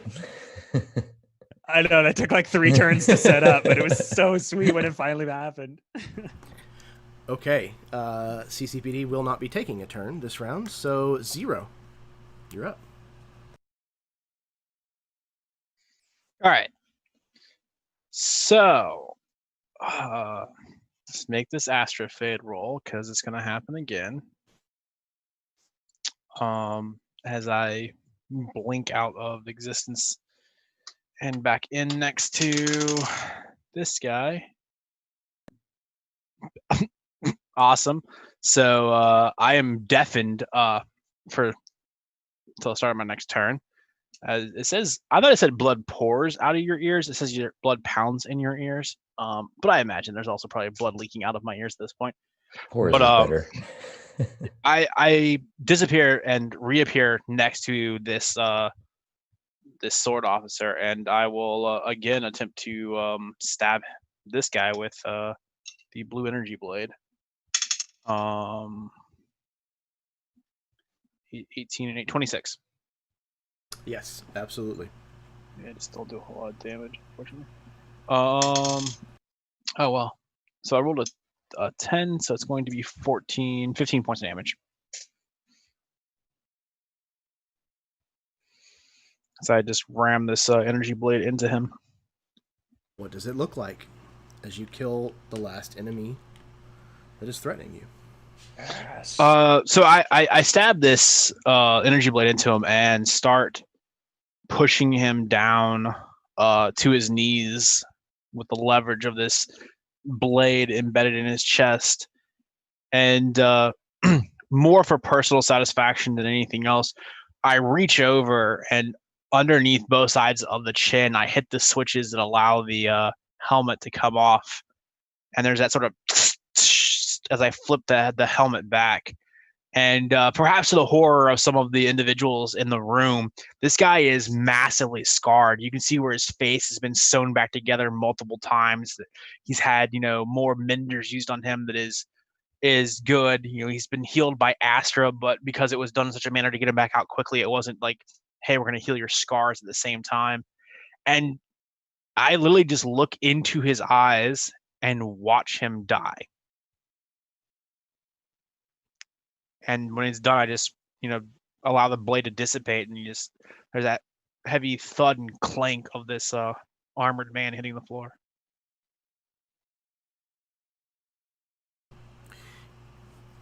I imagine that it is with very quick succession that you then dispatch, one way or another, the second level Leva Cruiser. And the 5 of you are able to climb on board of the Leva Cruiser that is now being controlled by Garvin. And as you flee the last battle that you're going to have for that day, at least, in possession of this valuable and rare information, each one of you, if you would please, give us an epilogue. What do we see in the future for each of your characters after you've done whatever it is that you're going to do with this information?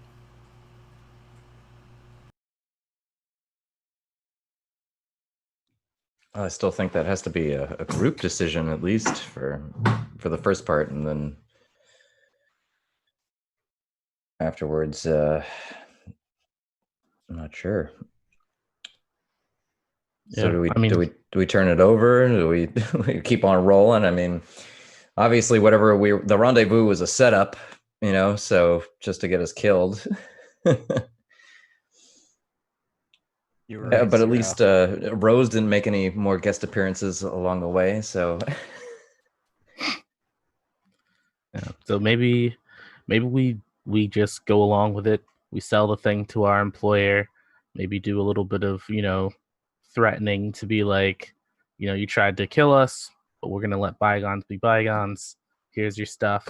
We'll take our money, and then maybe we got the extra stuff, so maybe we sell that too. I don't know. I like that. It's a good ending.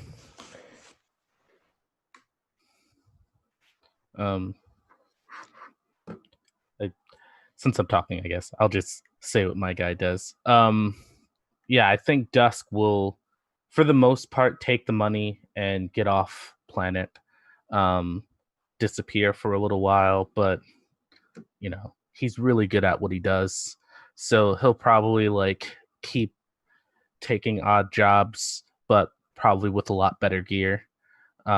Using the money to reinvest into his own business, maybe starting his own mercenary guild or something like that. Taking out contracts for a higher prestige of customers. Yeah, I think that would be what he would do.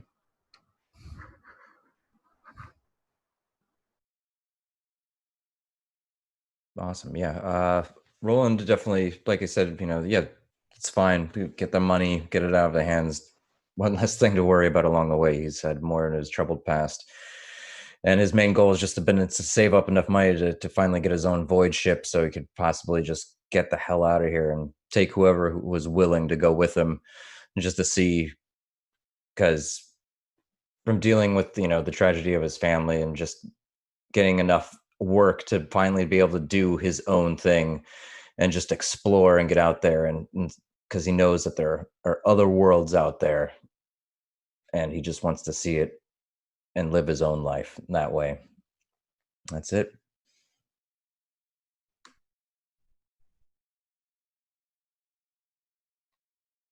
As Roland is finally bought his first void ship, and he's getting ready to take off, he notices Garvin sort of standing on the side of the runway. Hey man. So what happened to school? He kind of bows his head and shakes it a little bit. How about we see what's out there? If you'd take me along with you, I'm ready to be done with this place too. Yes, Chrome City this place is horrible. It has nothing but bad memories for me, and I'd like to make some new ones, better ones elsewhere, if possible. Heck yeah. Thanks, man. And as he slings his backpack and puts it in his quarters on the Rose thing, moans. you see a couple vials sticking out of the side of his pack. Perfect. Maybe I don't know. We could go anywhere. Harbinger bound? And he kind of shrugs his shoulders. Let's see how much glint on gas can get us out there. Awesome.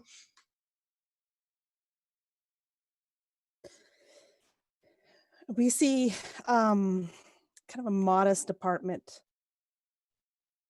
not a slum like we would have seen, short months before. Some of the money has gone into upgrading the room, I guess, the accommodations.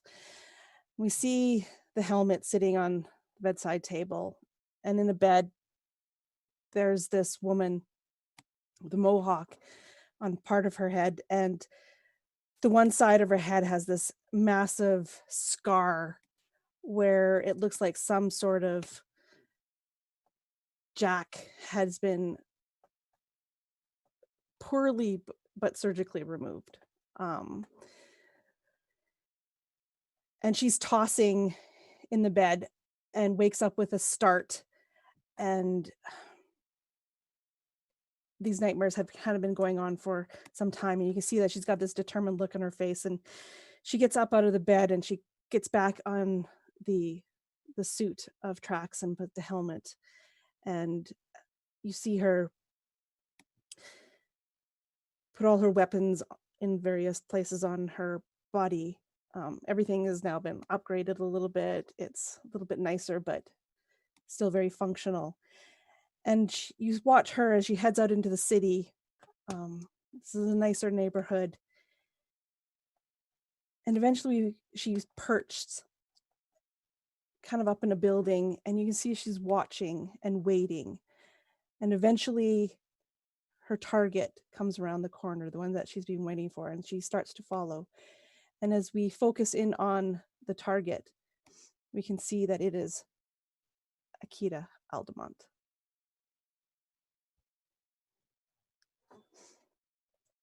So I think the final scene picks up a door opens into a dark apartment. This apartment it's well kept on the inside, but it is definitely a dive apartment. A glint disc hits the table. We see a pile of other glint discs with varying balances on them that just haven't been used, but obviously could be used to spruce things up. There's a picture of a woman and a young girl there, and we see Zero walk in, and he lays down on this bed, and after a few moments he falls asleep, and the camera sort of fades to black, and then we hear those those words again, maybe Harbinger, and then the camera refocuses. There's this well-dressed in a sleek black party dress sex bot sitting at a table.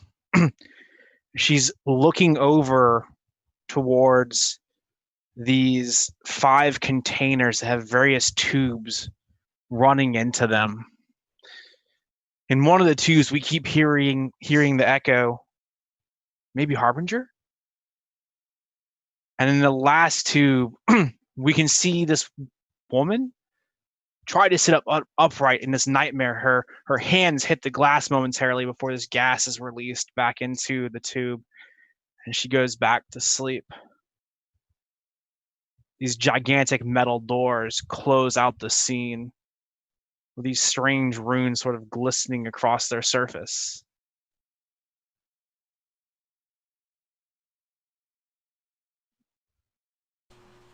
Fantastic, everybody. And a scene. Well done. Woohoo! Thank you guys so much for joining me this evening for this game.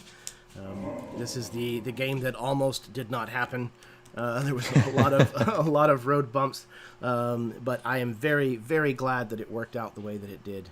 This was a ton of fun, and I'm very happy to kind of put this chapter away into the book of Chrome City. So thank you for being a part of that. If you tuned in this evening, thank you as well for watching, or if you are watching in the future, thank you as well. If you like what you saw, hit the like button, subscribe if you'd like. I'm going to pass things over to my players if they want to plug anything, say goodbye, etc. If they mention a channel, you should be able to find it in the description of this video down below.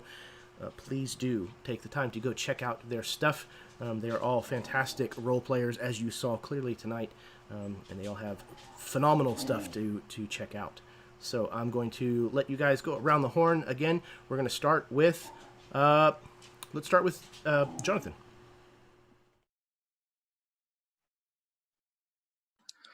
All right. This has been fun. This has been a very spontaneous addition to my night that I didn't expect to have happen, but it turned out pretty dope. First time playing Harbinger.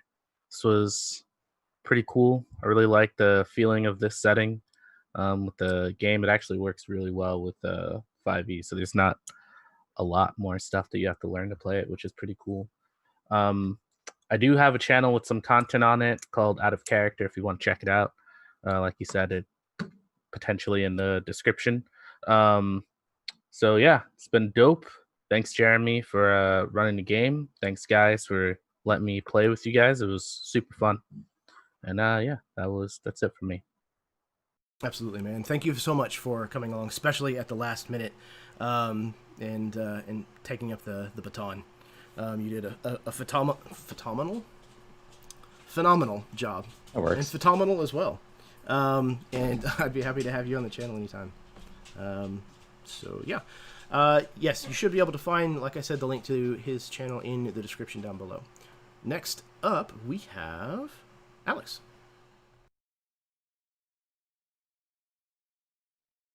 Awesome. That was super fun. Thank you so much for running. I was also a bit of an impromptu addition, but I'm really glad I got to play. You guys are all awesome role players. It was fun. Our group dynamic was really cool. I enjoyed playing with all of you. Yeah, check out Harbinger. It's super cool. Mechanists are really dope if you want to be a nerdy character or like a sneaky character. I like how they have like different specializations, and you can really make whatever you have in mind come to reality with your character with the different classes. My channel, I don't do any RPG stuff or anything, but if you want to listen to some music, I have a YouTube channel where I play some guitar and sing some songs. That'll be in the description. It's Hondro44. And yeah, that's about it. Thanks, everyone. Excellent. And likewise, thank you, Alex, for coming on board fairly last minute. Not quite as last minute as Jonathan had to, but last minute all the same. I'm really glad that both of you guys were able to play and willing. And you guys both brought fantastic characters for not having very much time to put them together. So I appreciate that. And I will echo the sentiment. Definitely, if you like what you saw tonight, go check out Harbinger. It is still only in playtest, and it is already this badass. So I'm very excited to see what the future development for this game holds. Very excited about it. We'll be able to play above level 5, which is even better. All right, next up we have Adam. Oh wow! Well, like I said, this is my first time actually getting to role play on a stream, which was quite intimidating at first. But once we got into the game, and I was just like, "Holy shit!" Just felt like old times again. But what an honor, a really honor, Jeremy. Thank you so much. I've been watching you guys and Jake over at Mini Terrain Domain. That's actually how we all met. Go check out the Tabletop Crafters Guild. I build tons of shit there. I don't have a channel yet. I'm working on it. Don't have anything to plug really, but just what a great experience, and thank you guys. Lovely bunch of people. Hopefully we can do this again. I look forward to it. Thank you guys. Appreciate it. Absolutely. I agree. Check out the Tabletop Crafters Guild. Check out our buddy Mini Terrain Domain, Jake. Mini Terrain Domain on Twitch and YouTube. His content is phenomenal. I get the pleasure of playing in a campaign of his once a week over there on Thursday nights. So yeah, go give him some love. The Tabletop Crafters Guild is a guild of people that build terrain and miniatures and things like that. Another fantastic group of people. I also will echo that sentiment to go check them out if you like that kind of stuff. Yeah, Adam, I'm very happy that you were able to come on. This game was actually in part born out of trying to find a game to run for you. Nice. So I'm glad that it worked out. And much appreciated, my friend. Absolutely, man. And yeah, I will be happy to have you back on the channel anytime. Next up, we have Steve. Okay, well, yeah, I'm still Steve. I was the same person earlier. But yeah, I mean, great game, tons of fun.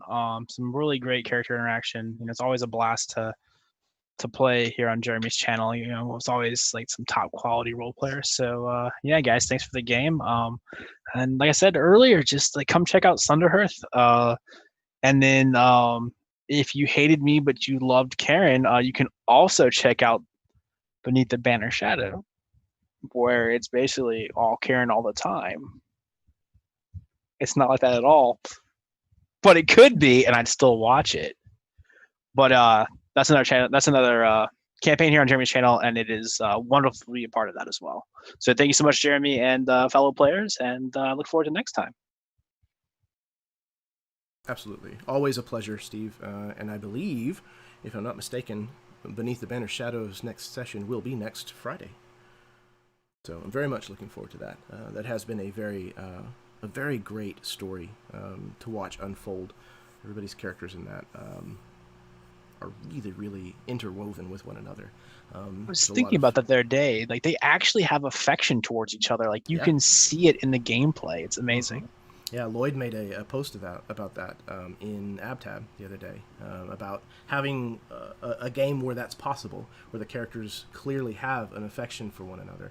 And I was like, actually, I'm lucky enough that both of the campaigns I'm running online currently have that in spades. So yeah, I'm very excited to get back to that story, and yeah, tonight was awesome. So thank you once again for coming on and bringing your A game.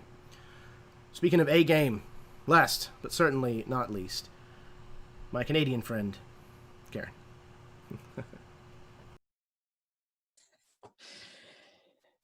Yay. What's up, Doc? Anyway, it was an amazing time tonight. I absolutely love Chrome City. It is my guilty little pleasure being able to play in this setting. I love Harbinger as well. There's just something about the sci-fi and then the magic that Astra gives. It's just phenomenal, and I cannot wait for the next playtest edition to drop, and I hope we don't have to wait too much longer. Yeah, I don't really have much more to say. I loved playing with all of you guys. It was great, and it was, I think, the first time I've ever played with well, Adam for sure, and Alex. I think this was the first time we've ever played as well. And I think so too, yeah. And this is the first time Jonathan and I have been players together in a game, so that was pretty exciting. Phenomenal guys. I love you all. So this was great, and thank you.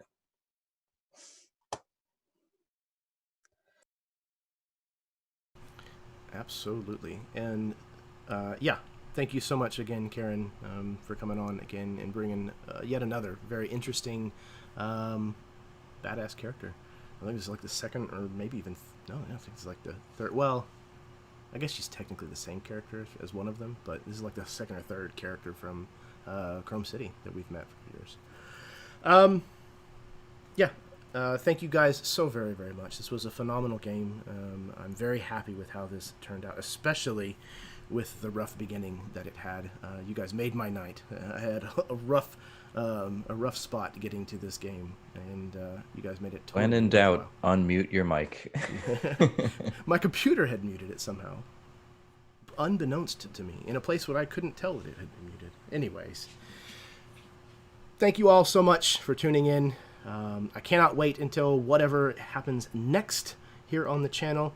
So until next time, may your dice roll high and your snacks always be within reach. I watched it.